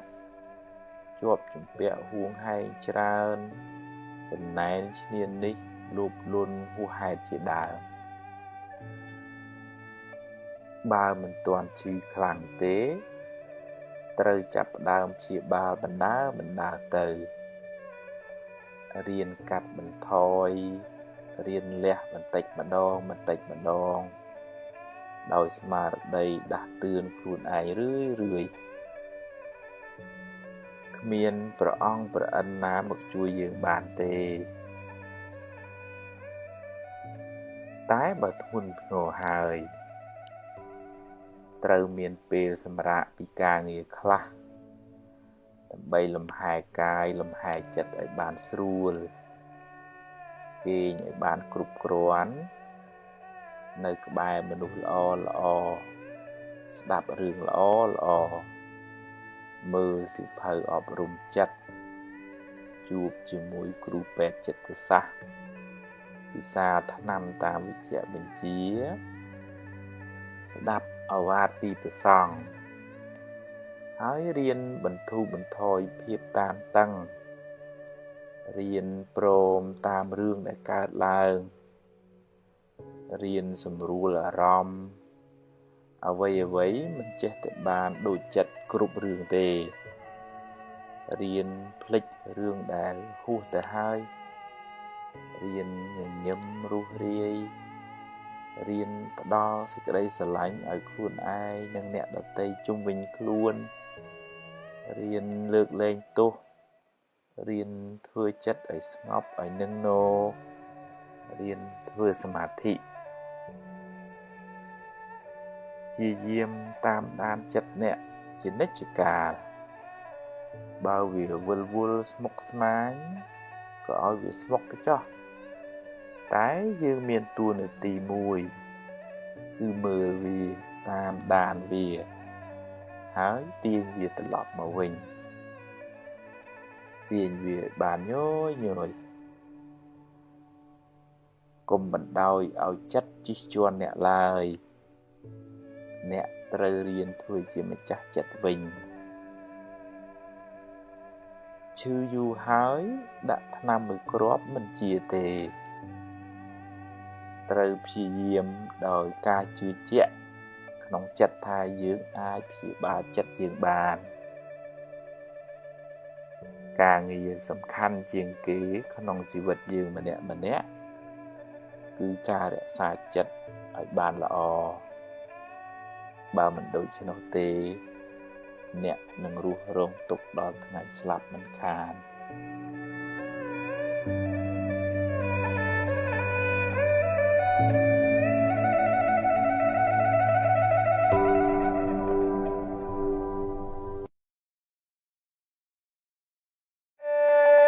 ឈឺមិនដឹងខ្លួនឆេវឆាវច្រើនអន់ចិត្តច្រើនស្មុគស្មាញច្រើនគិតច្រើនពិបាកចិត្តច្រើនយូរទៅคล้ายជាជំងឺផ្លូវចិត្តដោយមិនដឹងខ្លួនរហូតដល់ថ្នាក់បញ្ជាចិត្តលែងបានជីវិតអ្នកនឹងវិលវល់រកសុខមិនឃើញឡើយរាងកាយប្រែคล้ายទៅជាស្ពឹកស្រពន់មិនចង់ធ្វើអីចិត្តមិនលុះលាញរុញរាមិនស្ទុះស្ទាពេលខ្លះទៅជាភ័យខ្លាចគ្រប់រឿងណាមិនគួរភ័យក៏ភ័យដែរថាមិនចង់គិតទេតែចិត្តចេះតែគិតហើយគិតចេញតែរឿងខុសប្រហែលជាដល់ពេលដែលអ្នកត្រូវសម្រាកពីការងារខ្លះបន្ថយសម្ពាធខ្លះមានពេលលំហែខួរក្បាលហើយរៀនផ្ដល់សេចក្តីស្រឡាញ់ឲ្យខ្លួនឯងរឿយថា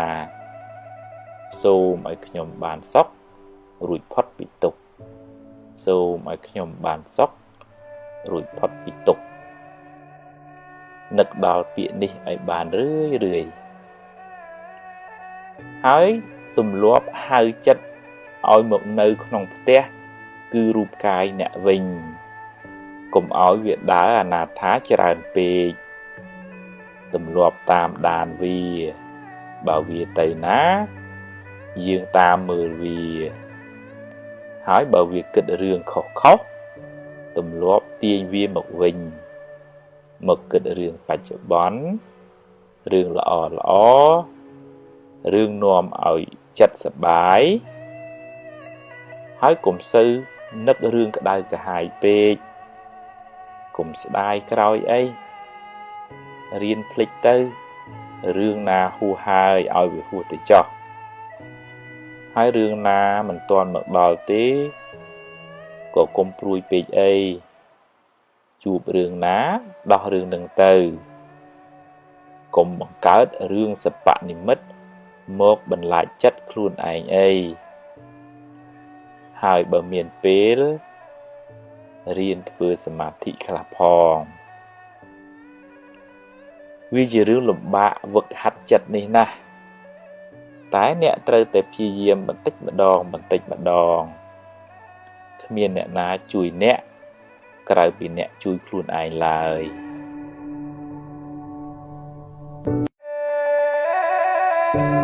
ខ្លាច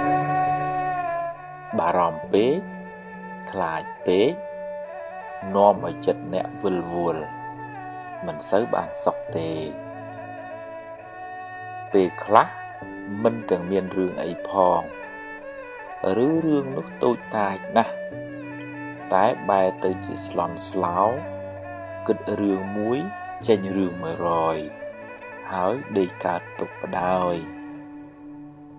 យូរទៅ អ្នកនឹងរស់នៅក្នុងភាពភ័យខ្លាចរហូតគ្មានអ្នកណាល្ងងទៅដេកភ័យខ្លាចថ្ងៃរះនោះទេរះលិចជារឿងរបស់ថ្ងៃយ៉ាងណាមិញរឿងល្អរឿងអាក្រក់តែងកើតមានជាធម្មតាគ្មានអ្នកណាជៀសរួចទេហើយអ្នកមិនអាចបង្គាប់បញ្ជាវាបាន 100% ឡើយប្រឹងប្រែងទៅប្រយ័ត្នប្រយែងទៅតែបើវាមិនបានដូចចិត្តទេក៏កុំមួម៉ៅពេកអីដោះស្រាយទៅកុំទម្លាប់នាំខ្មោចមកលងចិត្តខ្លួនឯងអីខូចខួរក្បាលអស់ហើយកុំប្រកាន់ពេកកុំហួងហែងពេកកុំគិតថាអ្វីត្រូវតែបានដូចចិត្តឡើយមិនអាចទេចង់កាន់តែខ្លាំងទុកក៏ខ្លាំងដែរហើយកុំទម្លាប់បង្កើតរឿងសប្បនិមិត្តមកបន្លាចចិត្តខ្លួនឯងឡើយរឿងនោះមិនទាន់មានទេប្រាប់ចិត្តកុំឲ្យល្ងងដូចនេះទៀតរៀនតាំងចិត្តឲ្យស្វាហាប់ឲ្យរឹងមាំប្រឹងបំពេញភារកិច្ចណាដែលអ្នកត្រូវធ្វើពេលនេះឲ្យអស់ពីសមត្ថភាពរឿងថ្ងៃស្អែកចាំស្អែកចាំគិតទៀត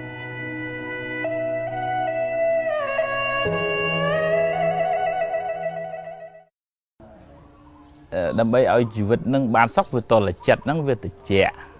បើចិត្តនឹងត្រជាក់បានតលវាមានធាតុត្រជាក់នៅក្នុងចិត្តរបស់យើងនឹងវាឧទាហរណ៍ដូចជាយើងបើយើងហូបអាហារវិញយើងហូបអាហារដែលមានជីវជាតិល្អទៅធ្វើឲ្យយើងសុខភាពល្អយ៉ាងណាចិត្តរបស់យើងនឹងតលយើងគិតរឿងល្អដែរកុំប្រមូលរឿងក្តៅក្រហាយកាប់ចាក់អាករឿងគេជេរបន្តិចផ្ដាសាគ្នាចូលក្នុងចិត្តយើងអត់សុខទេមួយថ្ងៃបើអ្នកខ្លះទៅចំណាយពេលតែមើលតារឿងគេកាប់ចាក់គ្នាហ្នឹងហើយមានរឿងអីថាបានសុខទៅបើមួយថ្ងៃហូបតាអាហារមានជាតិគីមីសម្រាប់ចិត្តហ្នឹងតោះដល់ពេលខ្លះទៅជ្រកក្រោមម្លប់ដើមឈើឬក៏ចូលបន្ទប់ក្នុងមានម៉ាស៊ីនត្រជាក់ទៅវាត្រជាក់ចិត្តថ្មចង់លើកមកថាតោះតែរៀនរក្សាចិត្តហ្នឹងកុំឲ្យប៉ះពាល់អារឿងអាក្រក់ហ្នឹងច្រើនពេកហើយត្រឡប់មកវិញមើលរឿងដែលវានាំឲ្យចិត្តសប្បាយនាំឲ្យចិត្តរីករាយការអប់រំការណែនាំធ្វើឲ្យចិត្តនឹងរឹងប៉ឹងហើយស្ដាប់ខ្សែគប់ជាមួយមនុស្សណាដែលគេមានការអប់រំខ្លួនបានល្អយើងវាឆ្លងការអប់រំខ្លួនហ្នឹងមកក្នុងខ្លួនយើងអញ្ចឹងទៅអញ្ចឹងតើយើងរក្សារបស់ពីខាងក្រៅផងហើយក៏ក្នុងចិត្តរបស់យើងនឹងតើកុំសូវស្ពាយភ្លើងមកតាមខ្លួនច្រើនពេកកុំសូវអន្សំអាអន់ចិត្តអន្សំអាមូម៉ៅអន្សំអាក្តៅក្រហាយនឹងអញ្ចឹងការពារទាំងសងខាងការពារទាំងរបស់ខាងក្រៅដែលជាអារម្មណ៍ដែលជាអ្វីដែលយើងឃើញអ្វីដែលយើងឮហ្នឹងគឺថាកុំសូវយកអារឿងអាក្រក់មកដាក់ក្នុងខួរក្បាលយើងពេកខួរក្បាលយើងវាមិនមែនជាធុងសម្រាមទេយើងប្រមូលអារឿងអាក្រក់ហ្នឹងខួរក្បាលយើងខ្លាចជាធុងសម្រាមហើយខាងក្នុងយើងក៏រៀនលះដែររឿងណាដែលមិនល្អហើយក៏បោះបង់ចោលទៅភ្លេចទៅហើយកុំភ័យព្រួយបារម្ភពេកអញ្ចឹងទៅហើយដល់អញ្ចឹងចិត្តហ្នឹងវារៀងត្រជាក់ជ្រកក្រោមម្លប់គុណធម៌សេចក្តីល្អហើយមនុស្សណាក៏ដោយអ្នកមានក៏ដោយអ្នកក្រក៏ដោយបើខ្វះអាចជំរកតាមផ្លូវចិត្តហ្នឹងមិនត្រជាក់ទេក្តៅក្រហាយអ្នកក្រមានទុកដោយអ្នកក្រអ្នកមានទុកដោយអ្នកមានអ្នកទូចមានទុកដោយអ្នកទូចអ្នកធំមានទុកដោយអ្នកធំថាមកពីខ្វះអីថាមកពីខ្វះភាពត្រជាក់ត្រជុំតាមផ្លូវចិត្តហ្នឹងចង់សុខតលសាងដំបូលឲ្យចិត្តដាក់ម៉ាស៊ីនត្រជាក់ឲ្យចិត្តដាក់ចង្ហាល់ឲ្យចិត្តគឺការសាងគុណធម៌ជាប្រចាំហ្នឹងទើបចិត្តហ្នឹងត្រជាក់អនុមោទនាយើងធ្លាប់លើពាក្យថាបរាជ័យហ្នឹងបានន័យថាវាចាញ់វាដួលទៅបើកហាងបរាជ័យមានន័យថារស់ស៊ីខាតនៅក្នុងវត្តដៅភ្ជុំបិណ្ឌលោកសូត្រ បរាភវសូត្រនេះមានន័យប្រហែលគ្នាដែរគឺថាជីវិតនឹងបើមានរបស់ទាំងអស់ហ្នឹងនឹងត្រូវបរាជ័យហើយមានអីខ្លះឧទាហរណ៍ថាលបែងស្រីស្រាមិនចាំម៉ែឪធ្វើអំពើអាក្រក់លួចឆក់ប្លន់អីចឹងទៅអំពើបោកប្រាស់ពាលាវ៉ាសែហ្នឹងអាហ្នឹងជាមូលហេតុនាំឲ្យក្របើសិនជាមនុស្សនឹងសម្បូរធាតុអាក្រក់ហ្នឹងពេកខ្ញុំគាត់ថាភាពធ្លាប់ជួបបរិះម្នាក់ហ្នឹងគាត់ចូលចិត្តហូបស្រាហើយនឹងចូលចិត្តជក់បរិយដល់ពេលចុងក្រោយគាត់វេទនាមែនតើហើយគាត់ផ្ដាំកូនផ្ដាំចៅកុំឲ្យធ្វើអញ្ចឹងចាអាហ្នឹងមិនបានអញ្ចឹងថាមកពីគាត់សាងអាមូលហេតុនាំឲ្យវិនិច្ឆ័យហ្នឹងលោកសូត្របរាភវសូត្រពេលខ្ញុំបិណ្ឌហ្នឹងមិនមែនដើម្បីហៅប្រែតមកវត្តទេមិនមែនទេលោកសូត្រហ្នឹងដើម្បីប្រាប់អ្នកមកវត្តទាំងអស់គ្នាហ្នឹងថាកុំឲ្យយកអ្វីដែលមិនល្អគោលការណ៍ដែលមិនល្អហ្នឹងទៅដាក់ក្នុងជីវិតតែយើងយកអារបស់មិនល្អនឹងដាក់ក្នុងជីវិតយើងនឹងអន្តរាយយើងមិនចាំម៉ែចាំឪយើងរស់ស៊ីបោកប្រាស់គេយើងធ្វើបាបអ្នកដតីហើយយើងធ្វើអំពើអាក្រក់ផ្សេងហ្នឹងអាហ្នឹងនាំឲ្យមានសេចក្តីវិនាសក្នុងជីវិតដែរលបែងពាលាវ៉ាសែស្រីញីហើយយើងមើលចាស់មិនចាំបាច់ថាយើងត្រូវតែជឿព្រះទេថាវាវិនាសវាមិនមែនវិនាសមើលទេជាក់ស្ដែងតែផឹកស៊ីទៅគូគ្រោះថ្នាក់ចរាចរណ៍វាយគ្នាបោកក្បត់ប្តីក្បត់ប្រពន្ធទៅគូចាក់ទឹកអាស៊ីតគូសម្លាប់គ្នាអីចឹងទៅអាហ្នឹងព្រះប្រាប់អញ្ចឹងតែបារាហ្នឹងវានាំឲ្យវិនាសអញ្ចឹងហើយបើយើងប្រឹងអាផ្លូវហ្នឹងទៅវាវិនាសហើយអញ្ចឹងបារាភវសូត្រនឹងលោកសូត្រអញ្ចឹងទៅហ្នឹងជាការរំលឹកប៉ុន្តែសូត្រភាសាបាលីទៅស្ដាប់វាមិនបានអញ្ចឹងយើងក៏ចិត្តគិតថាតលខែភ្ជុំបិណ្ឌបានលោកសូត្របារាហៅប្រែតមកវត្តមែនទេពេលណាក៏ដោយឲ្យទៅធ្វើអំពើនឹងដែលជាមូលហេតុនាំឲ្យបរាជ័យនាំឲ្យវិនាសហ្នឹងវាវិនាសហើយមិនបាច់តែក្នុងភ្ជុំបិណ្ឌទេអនុមោទនានិយាយពីរឿងឧទ្ទិសទានដល់អ្នកដែលស្លាប់ទៅឧទ្ទិសទានហ្នឹងនិយាយឲ្យស្រួលមានន័យថាជូនដំណឹងឲ្យឪពុកម្ដាយឬក៏អ្នកដែលស្លាប់ទៅហ្នឹងដឹងថាយើងបានធ្វើល្អជូនគាត់អញ្ចឹងឧទាហរណ៍ថាកូនយើងទៅរៀននៅអាមេរិកជាប់បានលេខ1ហើយគេជូនដំណឹងមកយើងថាកូនហ្នឹងបានលេខ1យើងគ្រាន់តែទទួលដំណឹងភ្លាមយើងសប្បាយចិត្តហ្មងអត់មានបានអីទេបានតែដំណឹងហ្នឹងសប្បាយចិត្តហ្មងយ៉ាងណាការឧទ្ទិសទានដល់អ្នកដែលស្លាប់ទៅហ្នឹងគឺយើងឆ្នៃរបស់របរខាងក្រៅបាយទឹកនំចំណីហ្នឹងរបស់ហ្នឹងយកទៅជូនគាត់ខ្មោចហ្នឹងទទួលមិនបានយកទៅដាក់មុខភ្នោក៏គាត់ងើបមកហូបបង្កើតដាក់ចុងជើងខ្មោចហ្នឹងក៏ខ្មោចងើបមកហូបបង្កើតដែរអញ្ចឹងក្នុងនាមជាកូនចៅហ្នឹងថាឲ្យឆ្នៃរបស់ហ្នឹងទៅឲ្យទៅជាការបរិច្ចាគទានឲ្យទៅជាបុណ្យនៅក្នុងចិត្តហើយបានឧទ្ទិសថាម៉ែឪខ្ញុំធ្វើទាននេះខ្ញុំសូមឧទ្ទិសជូនម៉ែជូនឪម៉ែឪសូមតាំងចិត្តថាដូចជាឪពុកម្ដាយនឹងបានធ្វើបុណ្យនឹងដែរប្រាប់គាត់ថាឲ្យម៉ែឪនឹងមកទទួលត្រេកអរបុណ្យនឹងទៅហើយបើគាត់នៅនឹងគាត់សប្បាយចិត្តថាអូកូនចៅអញល្អណាស់គេធ្វើអំពើល្អហ្នឹងដើម្បីឲ្យដល់អញហើយអញ្ចឹងអនុមោទនាទៅវាបានបុណ្យណាស់អញ្ចឹងកូនបានបុណ្យត្រង់ការធ្វើទានមួយត្រង់ការចែកទានឧទ្ទិសបុណ្យនឹងដល់ឪពុកម្ដាយមួយហើយបើម៉ែឪចដូនចតានៅទៅនឹងដែរគាត់ដឹងឮគាត់ត្រេកអរបុណ្យរបស់យើងគាត់នឹងបានបុណ្យរបស់គាត់មួយគឺការត្រេកអរបុណ្យពីកូនហ្នឹងអញ្ចឹងការឧទ្ទិសបុណ្យហ្នឹងនិយាយដោយសង្ខេបឲ្យស្រួលស្ដាប់គឺថាការជូនដំណឹងដល់អ្នកដែលស្លាប់ទៅហ្នឹងហើយយើងដឹងយើងមិនដឹងថាគាត់ដឹងមិនដឹងទេប៉ុន្តែជាកាតព្វកិច្ចរបស់កូនចៅហ្នឹងគឺថាត្រូវធ្វើឧទ្ទិសជូនគាត់អញ្ចឹងអនុមោទនាមនុស្សយើងម្នាក់ហ្នឹងសិតតែចេះពិបាកចិត្តគ្រប់គ្នាទាំងអស់អ្នកខ្លះពិបាកចិត្តខ្លាំងមែនតើតែពិបាកចិត្តហ្នឹងមកពីអីមកពីចិត្តហ្នឹងវាមានមេរោគខឹងរោគអន់ចិត្តរោគចំណែនរោគស្អប់ rục cùng cuốn rục rùa rùa rục cất chởn rục smok smai rục phay rục pruy rục bờ rom ấy chẳng tới chả bên tèn nông chặt đấy từ chặt năng sờ bộ mê rục nắng bờ ba ai từ rờ bờ ăn bờ ong na có chui bàn này những tôi là dương riêng phía bà rục nắng tới bật thà cắt bật thôi tới cùng hăng ở miền khăn tây ở miền ọt thôn ở miền sọt sài sập bài ở vị tre bỏ bong chào ta rương na hu ta hơi nó cũng đi đại coi của bạn chất smok smile vậy ấy ấy chua rương ná đa rương nâng tay ấy cùng kết thao ấy sắt tà lọ tầng o kia sắt tà thử thưa thử chất dương tầng o mình này chỉ vật nó về miền trắng về miền lọ về miền là khó trắng dương miền phải nhà hiền được tu score cà phê nơi không chỉ vật nâng tới ắt sai của bạn chất chở này bên mà bên mình nuôi dương nó về bầm mồ ta ruột bầm mồ ta là bỏ ọt bị giàu tam khuôn mình thầm ta ọt bị giàu chứ việc thua ở chật nó bầm bạ mù mài cái đây cả hai nó oi nè na chui cùng oi bầm bạ chất ọt bà này về miền tây dương riêng ở rôm này nòm vật hạt chật nâng rưỡi tới dương sợ cả tục này ăn một tình này bởi dương giờ sập chơi này từ chọc học việc thùng khăn vào học vậy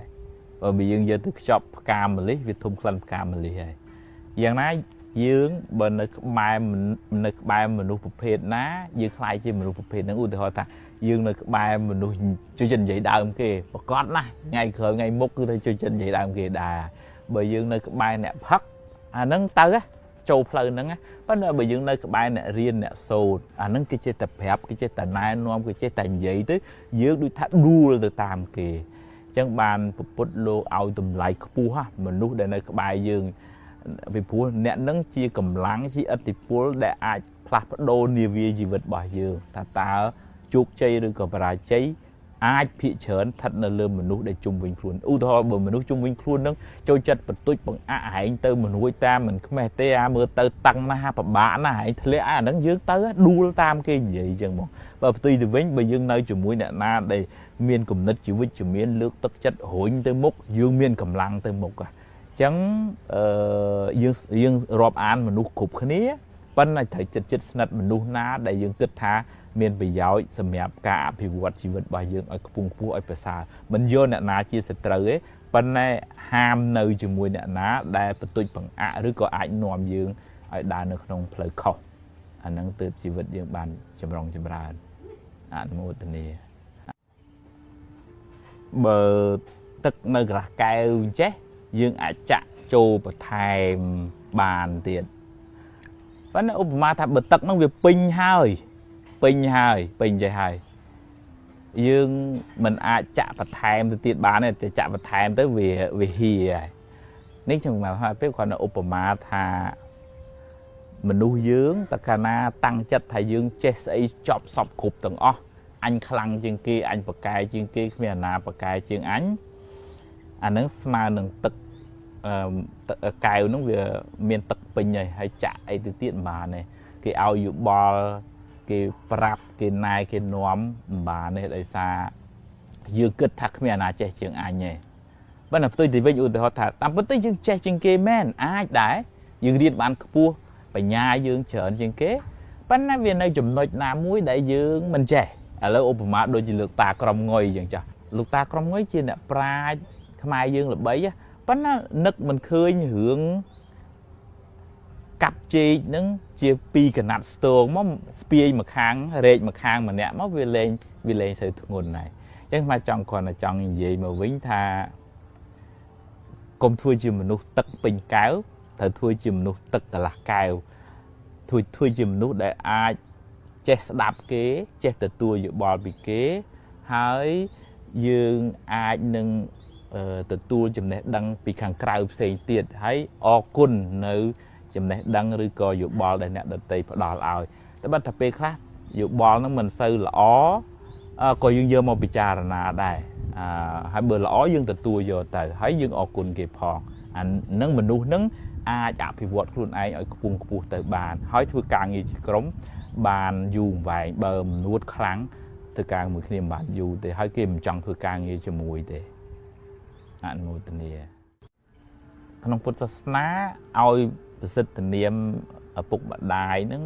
4ឈ្មោះទី1លោកហៅថាព្រះព្រំមានន័យថាអ្នកបង្កើត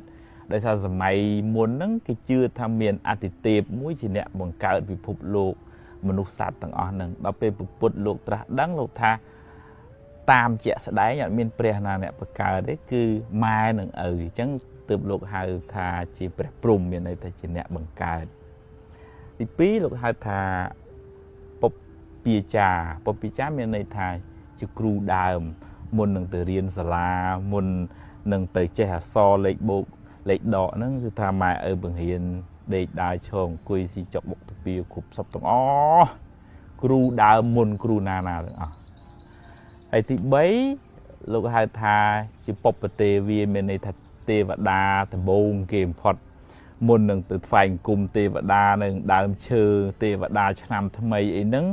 គឺមានទេវតានៅផ្ទះនឹងជាអ្នកថែរក្សាមុនគេហើយទី4នោះលោកហៅថាអាហុណយៈមានន័យថាជាស្រែបុណ្យដ៏ប្រសើររបស់កូនណាដឹងគុណស្រឡាញ់បម្រើមេត្តាបិតាកូននឹងបានបុណ្យកុសលរស់ស៊ីចម្រុងចម្រើនគេស្រឡាញ់គេចូលចិត្តគេរាប់អានហើយទៅដល់ណាមកណាទេវតាតែងថែរក្សាផ្ទុយទៅវិញអ្នកណារមិលគុណធ្វើបាបឪពុកម្ដាយក្តៅក្រហាយមួយជីវិតរស់ស៊ីមិនឡើងទេអញ្ចឹងមានម៉ែឪនៅរស់ត្រូវផឹងចាំបីបាច់ថែរក្សាគាត់បើគាត់ស្លាប់ទៅត្រូវធ្វើបុណ្យឧទ្ទិសជូនគាត់អនុមោទនាតែរូបកាយនេះត្រូវការផ្ទះជាជំរកកុំឲ្យត្រូវថ្ងៃត្រូវភ្លៀងពោះសัตว์ក្អែបតិចអីចឹងទៅប៉ុន្តែចិត្តរបស់យើងនោះក៏ត្រូវការជំរកដែរបើអត់មានជំរកវិញក្តៅក្រហាយមួម៉ៅវិលវល់ស្មុគស្មាញណាតែស្អីគេជំរករបស់ចិត្តយើងធ្លាប់ដឹងមកថាព្រំវិហារធម៌ពាក្យថាព្រំវិហារធម៌មានន័យថា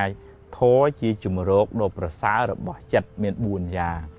មានមេត្តាគឺសេចក្តីស្រឡាញ់ដល់ខ្លួនឯងប្រាថ្នាសូមឲ្យខ្លួនឯងបានសុខហើយនឹងប្រាថ្នាសូមឲ្យសពសត្វទាំងអស់បានសេចក្តីសុខចិត្តហ្នឹងវាត្រជាក់ខ្លួនយើងคล้ายទៅជាមនុស្សទឹកណាមនុស្សទឹកវាត្រជាក់ខ្លួនឯងហើយអ្នកណាមកអាស្រ័យទឹកហ្នឹងក៏បានត្រជាក់ដែរអញ្ចឹងយើងអត់មានក្តៅក្រហាយមូម៉ៅទេរឿងណាក្តៅវាទៅជាត្រជាក់ទៅវិញដោយសារយើងជាមនុស្សទឹកអត់មានប្រឆេះថែមទេអាហ្នឹងមួយជាជំរកមួយត្រជាក់ក្នុងចិត្តអត់មានកំហឹងមួម៉ៅក្តៅក្រហាយអីណាទេអត់ទេទី2គឺថាករណាយើងទី1យើងផ្ដល់សេចក្តីស្រឡាញ់ឲ្យគេហើយដល់ទី2បើគេមានទុក្ខយើងជួយសង្គ្រោះអ្នកនឹងឲ្យបានរួចផុតពីទុក្ខមកមានចិត្តនឹងទោទនមិនចង់ឲ្យមនុស្សមិនចង់ឲ្យសត្វនឹងមានទុក្ខទេហើយបើមានយើងប្រឹងជួយទៅទៀតផងមិនកំណាញ់តែម្នាក់ឯងទេទី3ហៅថាមុទិតាមានន័យថាត្រេកអរសប្បាយឃើញគេបានជោគជ័យឃើញគេបានរួចពីទុក្ខនឹងមកដូចជាម៉ែឪបានព្យាបាលកូនឲ្យជាពីជំងឺអញ្ចឹងម៉ែសប្បាយចិត្តមែនតើអត់មានចំណែននឹងកូនយ៉ាងណាយើងឃើញអ្នកដតីបានជោគជ័យបានសុខបានចម្រើនយើងអត់ចំណែនគេទេមានតែសប្បាយហើយមិនត្រឹមតែសប្បាយទៅអបអរសាទរសូមសរសើរពិតជាប្រកែមែនហើយយើងក៏វាត្រជាក់អ្នកដែលទទួលបានជោគជ័យនេះក៏បានសប្បាយជាមួយនឹងការរីករាយរបស់យើងដែរហើយទី3ទី4គឺឧបេក្ខាមានន័យថាចិត្តជាកដាលក្នុងន័យនេះមិនមែនគ្រាន់តែម៉ែឪស្រឡាញ់កូនឲ្យស្មើគ្នាប៉ុណ្ណឹងមិនគ្រប់គ្រាន់ទេពាក្យថាចិត្តជាកដាលមានន័យថាក្នុងជីវិតហ្នឹងវាមានរឿងខ្លះល្អរឿងខ្លះមិនល្អពេលខ្លះសរសើរពេលខ្លះនឹងទាពេលខ្លះបានសុខពេលខ្លះបានទុក្ខអញ្ចឹងត្រូវហ៊ានទទួលទាំងសងខាងទើប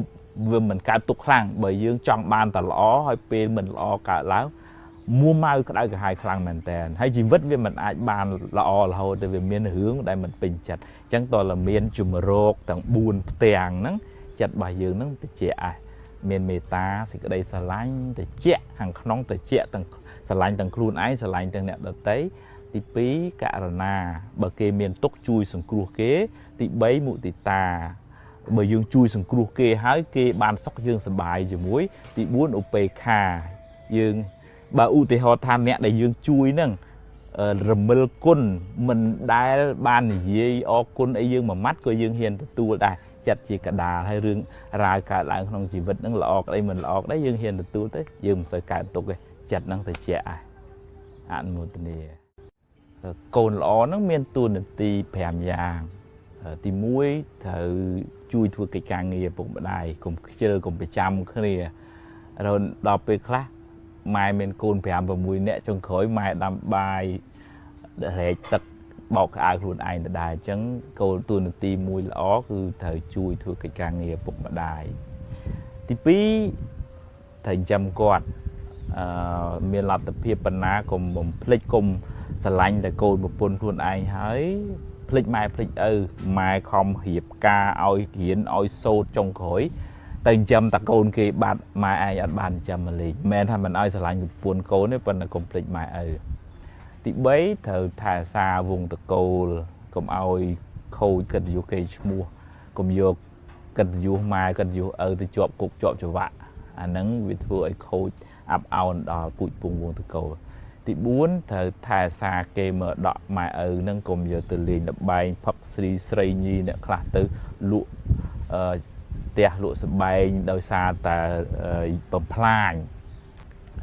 បើថាត្រូវលក់ធ្វើការងារ business អីអាហ្នឹងមិនជាអីទេប៉ុន្តែកុំបំផ្លាញទ្រព្យសម្បត្តិគេមកដកម៉ែឪហើយទី5បើម៉ែឪធ្វើមរណកាលទៅគាត់ស្លាប់ទៅត្រូវធ្វើបុណ្យឧទ្ទិសកុសលជូនគាត់ជាកាតព្វកិច្ចពេលដែលគាត់ធ្វើមរណកាលទៅអញ្ចឹងកូនល្អមានតួនាទី5យ៉ាងហ្នឹងជួយធ្វើការងារគាត់ចិញ្ចឹមគាត់ថែរក្សាពូជពងវងតកូលថែរក្សាគេមរតកឲ្យបានល្អហើយនឹងធ្វើបុណ្យឧទ្ទិសជូនគាត់ពេលដែលគាត់ស្លាប់ទៅអនុមោទនាក្នុងធម៌ហ្នឹងមិនមែននិយាយស្អីទៅថាសម្រាប់ទៅឋានសួគ៌ឋាននិព្វានទាំងអស់ទេវាមានកន្លែងដែលព្រះអង្គសម្ដែងពីប្រយោជន៍ក្នុងបច្ចុប្បន្នហ្នឹងព្រះអង្គមានសម្ដែងពីហេតុ4យ៉ាងនាំឲ្យចម្រើននៅក្នុងបច្ចុប្បន្នហ្នឹងទី1ថាឧទ្ធានសម្បទាផឹងប្រេងស្វែងរកទ្រព្យសម្បត្តិមុខរបរចំណេះដឹងហ្នឹងដោយការតស៊ូព្យាយាមទី1ឧទ្ធានសម្បទាកុំឲ្យខ្ជិលមិនអាចរស់នៅបានសុខទេ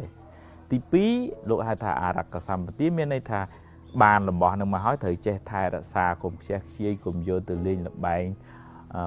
បោឡែអានឹងនាំឲ្យវិនាសអន្តរាយជីវិតវិញឯដល់ទី3ព្រះអង្គឲ្យយើងចាយនឹងឲ្យវាមានតុល្យភាពនឹងគ្នាលោកហៅថាសមជីវិតាអ្នកខ្លះហេតុតែចង់ពង្អួតពង្អគេពេករកបាន10ចាយ20ខ្ចីលុយគេថែមអាហ្នឹងមានទុកហ្នឹងមានទុកពិបាកបានតែអួតបានតែបង្ហាញពេកគេប៉ុន្តែក្នុងចិត្តក្នុងគំនិតរបស់យើងនឹងមិនបានសុខហើយអ្នកដែលយើងជពាក់លុយគេហ្នឹងក៏គេមិនសប្បាយចិត្តជាមួយយើងដែរហើយទី4គឺកល្យាណមិត្តតាមានន័យថារាប់អានមនុស្សដែលធ្វើឲ្យយើងអាចចម្រុងចម្រើនដោយចំណេះដឹងដោយគុណធម៌មិនស្អប់ទេមនុស្សអ្នកណាក៏យើងស្រឡាញ់យើងជួយសង្គ្រោះដែរប៉ុន្តែចិត្តស្និទ្ធនៅក្បែរមនុស្សដែលអាចធ្វើឲ្យយើងចម្រុងចម្រើនដោយចំណេះដឹងដោយគុណធម៌ហ្នឹងជីវិតហ្នឹងវាបានចម្រុងចម្រើនទៅដែរអញ្ចឹងលោកហៅថាទិដ្ឋធម្មិកថប្រយោជន៍មានន័យថាបើយើងរស់នៅបច្ចុប្បន្នហ្នឹងយើងត្រូវធ្វើម៉េចដើម្បីឲ្យបានចម្រុងចម្រើនទី1គឺថាផឹងប្រេងស្វែងរកចំណេះដឹងស្វែងរកប្រាក់សម្រាប់ចិញ្ចឹមជីវិតហ្នឹងដោយសុចរិតត្រឹមត្រូវតស៊ូព្យាយាមទី1លោកហៅឧទ្ធានសម្បទាទី2ជាត្រូវចេះប្រើប្រាស់ថែរក្សាទ្រព្យសម្បត្តិហ្នឹងបានត្រឹមត្រូវទី3កុំឲ្យកើតទុក្ខចាយកុំលឹះចូលតែចាយលឹះចូលកើតទុក្ខហើយទី4ត្រូវរកមនុស្សណាល្អនៅក្នុងជីវិតយើងអាហ្នឹងយើងក៏បានល្អដែរហើយក៏បានចម្រើនដែរអនុមោទនាថ្ងៃហ្នឹងចង់និយាយពីហេតុនាំឲ្យមានទ្រព្យសរុបមាន3ទី1អ្នកនឹងត្រូវព្យាយាមតស៊ូសង្វាតអស់ហាត់លំបាកលំបិនមិនត្រូវតែតស៊ូទី2ត្រូវមានបញ្ញាឆ្លាតវាងវៃមានទំនាក់ទំនងល្អស្គាល់អ្នកនេះស្គាល់អ្នកនោះស៊ើបមើលទីផ្សារ business នឹងវាអាចដើរបានឬក៏យ៉ាងម៉េចអាហ្នឹងបញ្ញាឆ្លាតបកកែ reflect ណាហើយទី3តើមានប៉ុនផងបើអ្នកនឹងអត់ប៉ុនប្រឹងដាច់ក្បាលដាច់កន្ទុយចង់ងាប់ចង់រស់អាគេមិនសូវជាប្រឹងប្រមាណទេគេចេះតែមានទេហើយបើឯងនេះប្រឹងចង់ដាច់ខ្យល់ហើយមិនឃើញមានសោះអាហ្នឹងខ្វះបុណ្យសំពាយបុណ្យមកពីអតីតមកសំពាយបុណ្យមកពីអតីតមកឧទាហរណ៍ថាដូចជា ចេះចែករំលែកជួយសង្គ្រោះដល់អ្នកដទៃចិត្តទលាយមិនកំណាញ់មិនស្មោមិនស្វាត់ទេគឺថាដាំពូជអ្នកមានមកឧទាហរណ៍បើយើងយកស្រូវមកល្អីយកទៅព្រោះក្នុងស្រែដល់ពេលបានផលមកវិញបានផលច្រើនណាស់យ៉ាងណាការធ្វើទៀនជួយសង្គ្រោះអ្នកដទៃហ្នឹងមិនមែនយើងអង្គុយចាំសង្ឃឹមថាបានផលទេប៉ុន្តែចិត្តហ្នឹងវានឹងសំពូជមួយគឺថាចិត្តទលាយដល់ពេលបានមកវិញក៏ទលាយដែរអញ្ចឹងមាន3ហេតុដែលនាំឲ្យមានទ្រព្យមានតាំងពីការតស៊ូព្យាយាមមិនអស់សង្ឃឹមប្រឹងហើយទី2មានបញ្ញាឆ្លាតវាងវៃហើយទី3ត្រូវមានបុណ្យសំពីអតីតមកឲ្យបានច្រើនហើយបើបុណ្យពីអតីតមិនសូវមាននេះត្រូវសំបុណ្យពីឥឡូវទៅអនុមោទនាមេរោគមួយនាំឲ្យឆ្លោះគ្នានៅកន្លែងធ្វើការក្តីនៅស្ថាប័នរដ្ឋឯកជនវត្តអារាមក្តីគឺមេរោគចំណែនឃើញគេល្អជាងឃើញគេល្បីជាងមិនបានទេគឺថាខ្លាចគេនឹងគ្រាន់បើជាងខ្លួនឯងហើយចាប់ផ្ដើមរកចំណុចខ្សោយនិយាយបន្តិចបង្អាក់បន្ទោសបង្អាប់បន្ទាបបន្ថោកគេចឹងទៅហើយនឹងនាំឲ្យឆ្លោះគ្នាមិនយូរមិនឆាប់ទេជួនកាលសម្ដីល្អតាមមុខទៅពីក្រោយនឹងនិយាយដើមហើយដីចឹងទៅអានោះវាដោយសារចិត្តវាមានមេរោគចំណែននឹងវាធ្វើឲ្យមានរឿងចឹងបើឧទាហរណ៍ផ្ទុយទៅវិញបើយើងឃើញគេបានខ្ពង់ខ្ពស់ឃើញគេប្រសើរមានមុខមានមាត់យើងដូរពីចំណែនទៅជាអបអសាទរទៅនៅក្នុងធម៌លោកហៅមុទិតាជាថ្នាំព្យាបាលចំណែនហ្នឹងចូលទៅនិយាយលើកទឹកចិត្តដូចខ្ញុំសុំសរសើរបកែមែននោះខ្ញុំសុំអបអសាទរដំបូងយើងរៀងពិបាកនឹងធ្វើបន្តិចប៉ុន្តែបើឧទាហរណ៍ថាយើងទម្លាប់ទៅយូរទៅជារឿងធម្មតាហើយយើងបានទាំងបុណ្យហើយបានទាំងមិត្តភាពល្អថ្ងៃក្រោយមានទុកមានធរៈអីយើងអាចពឹងពាក់គេបានទៅទៀតប៉ុន្តែផ្ទុយទៅវិញបើមានរោគចំណែននឹងនៅក្នុងខ្លួនណាកន្លែងធ្វើការក្តីវត្តអារាមក្តីឆ្លោះគ្នាហើយមិនយូរមិនឆាប់ទេមានបញ្ហាហើយអញ្ចឹងវាតើឲ្យយើងទាំងអស់គ្នាមានស្មារតីដុសខាត់សម្អាតលេបថ្នាំព្យាបាលជំងឺចំណែនដោយមុទិតាឬក៏ការអបអរសាទរពេលដែលគេបានជោគជ័យហ្នឹងអាហ្នឹងទើបយើងបានសុខហើយបានការងារបានសុខបានចម្រើនទាំងអស់គ្នាអនុមោទនាក្នុងធម៌សម្ដែងពីហេតុ2យ៉ាងនាំឲ្យបានជាប្តីប្រពន្ធទី1ធ្លាប់ជាប្តីប្រពន្ធពីអតីតជាតិមកទី2បានជួបប្រស្រ័យទំនាក់ទំនងគ្នាក្នុងពេលបច្ចុប្បន្នប៉ុន្តែវាមានគូខ្លះក៏មានគូគប់ហើយគូខ្លះក៏គូកម្មយ៉ាងហ្នឹងអ្នកដែលធ្លាប់ធ្វើបាបភរិយាធ្វើឲ្យគេកើតទុក្ខពិបាកហើយរហូតដល់ពេលខ្លះទៅចងគំនុំគុំគួនគ្នាកុំឲ្យវាជួបគ្នាថ្ងៃក្រោយប៉ុន្តែគិតថាកុំឲ្យជួបគ្នាថ្ងៃក្រោយប៉ុន្តែគិតតែពីមុខគាត់នឹងអញ្ចឹងដល់ពេលហើយដោយសារមានបាបកម្មអីវិលវល់មកជួបគ្នាអញ្ចឹងទៅមានកម្មជាមួយគ្នាជួបគ្នាបានមួយផ្លែតក៏នាំឲ្យមានបែកបាក់ព្រាត់ប្រាសអញ្ចឹងទៅឬក៏អ្នកនឹងធ្លាប់មានបាបកម្មរឿងពង្រត់បង្រាស់កូនសัตว์កូនទូចតាចចឹងគេឲ្យគេយំសោកចឹងទៅមានបាបកម្មមកខ្លួនឯងហ្នឹងក៏ទទួលរងបាបកម្មពេលបច្ចុប្បន្នហ្នឹងក៏មានដោយសារផ្លូវចិត្តរបស់យើងហ្នឹងវាមិនល្អមិនចេះអត់ធន់គ្នាក៏អាចនាំឲ្យឆ្លោះគ្នាបែកបាក់គ្នានឹងដែរហើយអ្នកខ្លះដែលជាពុទ្ធព្រះអង្គសម្ដែងគូគប់នោះមានលក្ខណៈ4មានសទ្ធាស្មើគ្នាមានន័យថាទឹកចិត្តនឹងជឿជាក់ក្នុងអំពើល្អគុណធម៌ហ្នឹងដូចគ្នាទៅមានសិលធម៌ហ្នឹងប្រហាក់ប្រហែលគ្នាសមសីលាហ្នឹងហើយមានចិត្តល្អសមចាគីចេះជួយចែករំលែកសេចក្តីសុខដល់អ្នកដតីហ្នឹងប្រហែលគ្នាសមបញ្ញាមានបញ្ញាស្មារតីហ្នឹងប្រហែលគ្នាព្រះអង្គសម្ដែងថាពីរហ្នឹងគូហ្នឹងគូដែលមានលក្ខណៈ4ហ្នឹងតាំងពីណាពីណីរហូតដល់ព្រះនិព្វានក៏នៅតែជួបគ្នាដែរដល់ព្រះនិព្វានបែកគ្នាដល់ពេលហ្នឹងប៉ុន្តែក្នុងសង្សារវដ្តហ្នឹងជួបគ្នារហូតដោយសារមានគុណធម៌ទាំង4ហ្នឹងអញ្ចឹងវាមានគូគប់វាមានគូកម្មហ្នឹងមានការចងគំនុំធ្វើបាបឬក៏បំបែកបំបាក់អ្នកដតីសត្វធាតុឬក៏ញុះញង់អ្នកដតីឲ្យបែកបាក់គ្នាអាហ្នឹងបាបកម្មយើងបែកបាក់ខ្លួនយើងអញ្ចឹងទៅឬក៏បច្ចុប្បន្នហ្នឹងมันបានចេះអត់ទ្រាំមិនចេះយោគយល់គ្នាហ្នឹងហើយនឹងគូគប់គឺអ្នកដែលមានគុណធម៌មានសិលធម៌ចិត្តល្អដូចគ្នាការយល់ដឹងប្រហាក់ប្រហែលគ្នាអាហ្នឹង បានសក់ជាមួយគ្នាយូរបែបអនុមោទនាយើងម្នាក់ហ្នឹងសិតតែមានកំហឹងរៀងខ្លួនពីកំណើតមកគាត់ថាអ្នកខ្លះខឹងច្រើនអ្នកខ្លះខឹងតិចប៉ុន្តែបើឧទាហរណ៍ថាអ្នកនឹងស្ពាយកំហឹងនឹងតាមខ្លួនជាប្រចាំអានឹងវាខ្លាយទៅជាព្យាបាទអានឹងអត់មានពីណាក្តៅក្រហាយជាងយើងទេវាឧបមាដូចជាយើងអោបភ្លើងខឹងគេអញ្ចឹងយើងដេកអោបភ្លើងរហូតស្អែកជួបវាចាំអញ្ចេះដាក់វាហើយដល់អញ្ចឹងយើងអ្នកកើតទុកខ្លាំងជាងគេយូរទៅកើតជាជំងឺមានវិបត្តិផ្លូវចិត្តទៀតផងអញ្ចឹងវាតើថាយើងរៀនបោះភ្លើងនឹងចោលទៅខឹងក៏ខឹងមកផ្លែតអញ្ចឹងទៅហើយបោះចោលទៅហើយចេះអត់ធន់ខ្លះទៅរឿងរ៉ាវក្នុងជីវិតហ្នឹងវាមិនមែនស្អីត្រូវតាមចិត្តរហូតមិនមែនកូនធ្វើត្រូវតាមចិត្តយើងរហូតមិនមែនអ្នកក្រៅបង្គាប់នឹងចេះតែធ្វើអីពេញចិត្តយើងរហូតទេវាមានពេលខ្លះគេធ្វើត្រូវចិត្តមានពេលខ្លះគេធ្វើមិនត្រូវចិត្តអញ្ចឹងតើឲ្យយើងមានបញ្ញាមួយទៀតអត់ធន់ហើយមានបញ្ញាមួយទៀតថាជីវិតហ្នឹងវាអញ្ចឹងដល់អញ្ចឹងធ្វើឲ្យយើងមានខន្តីមានអត់ធន់ត្រឡប់ពីកំហឹងត្រឡប់ពីព្យាបាទមានតែផ្សាយមេត្តាឲ្យអ្នកដទៃហ្នឹងបានសុខពលឹមឡើងសូមឲ្យសពសត្វទាំងអស់បានសេចក្តីសុខជួបអ្នកណាញញឹមរស់រាយពីក្នុងចិត្តពីក្នុងបេះដូងមកហ្នឹងបំណងពាក្យសម្ដីនិយាយក៏ចង់ឲ្យគេបានសុខ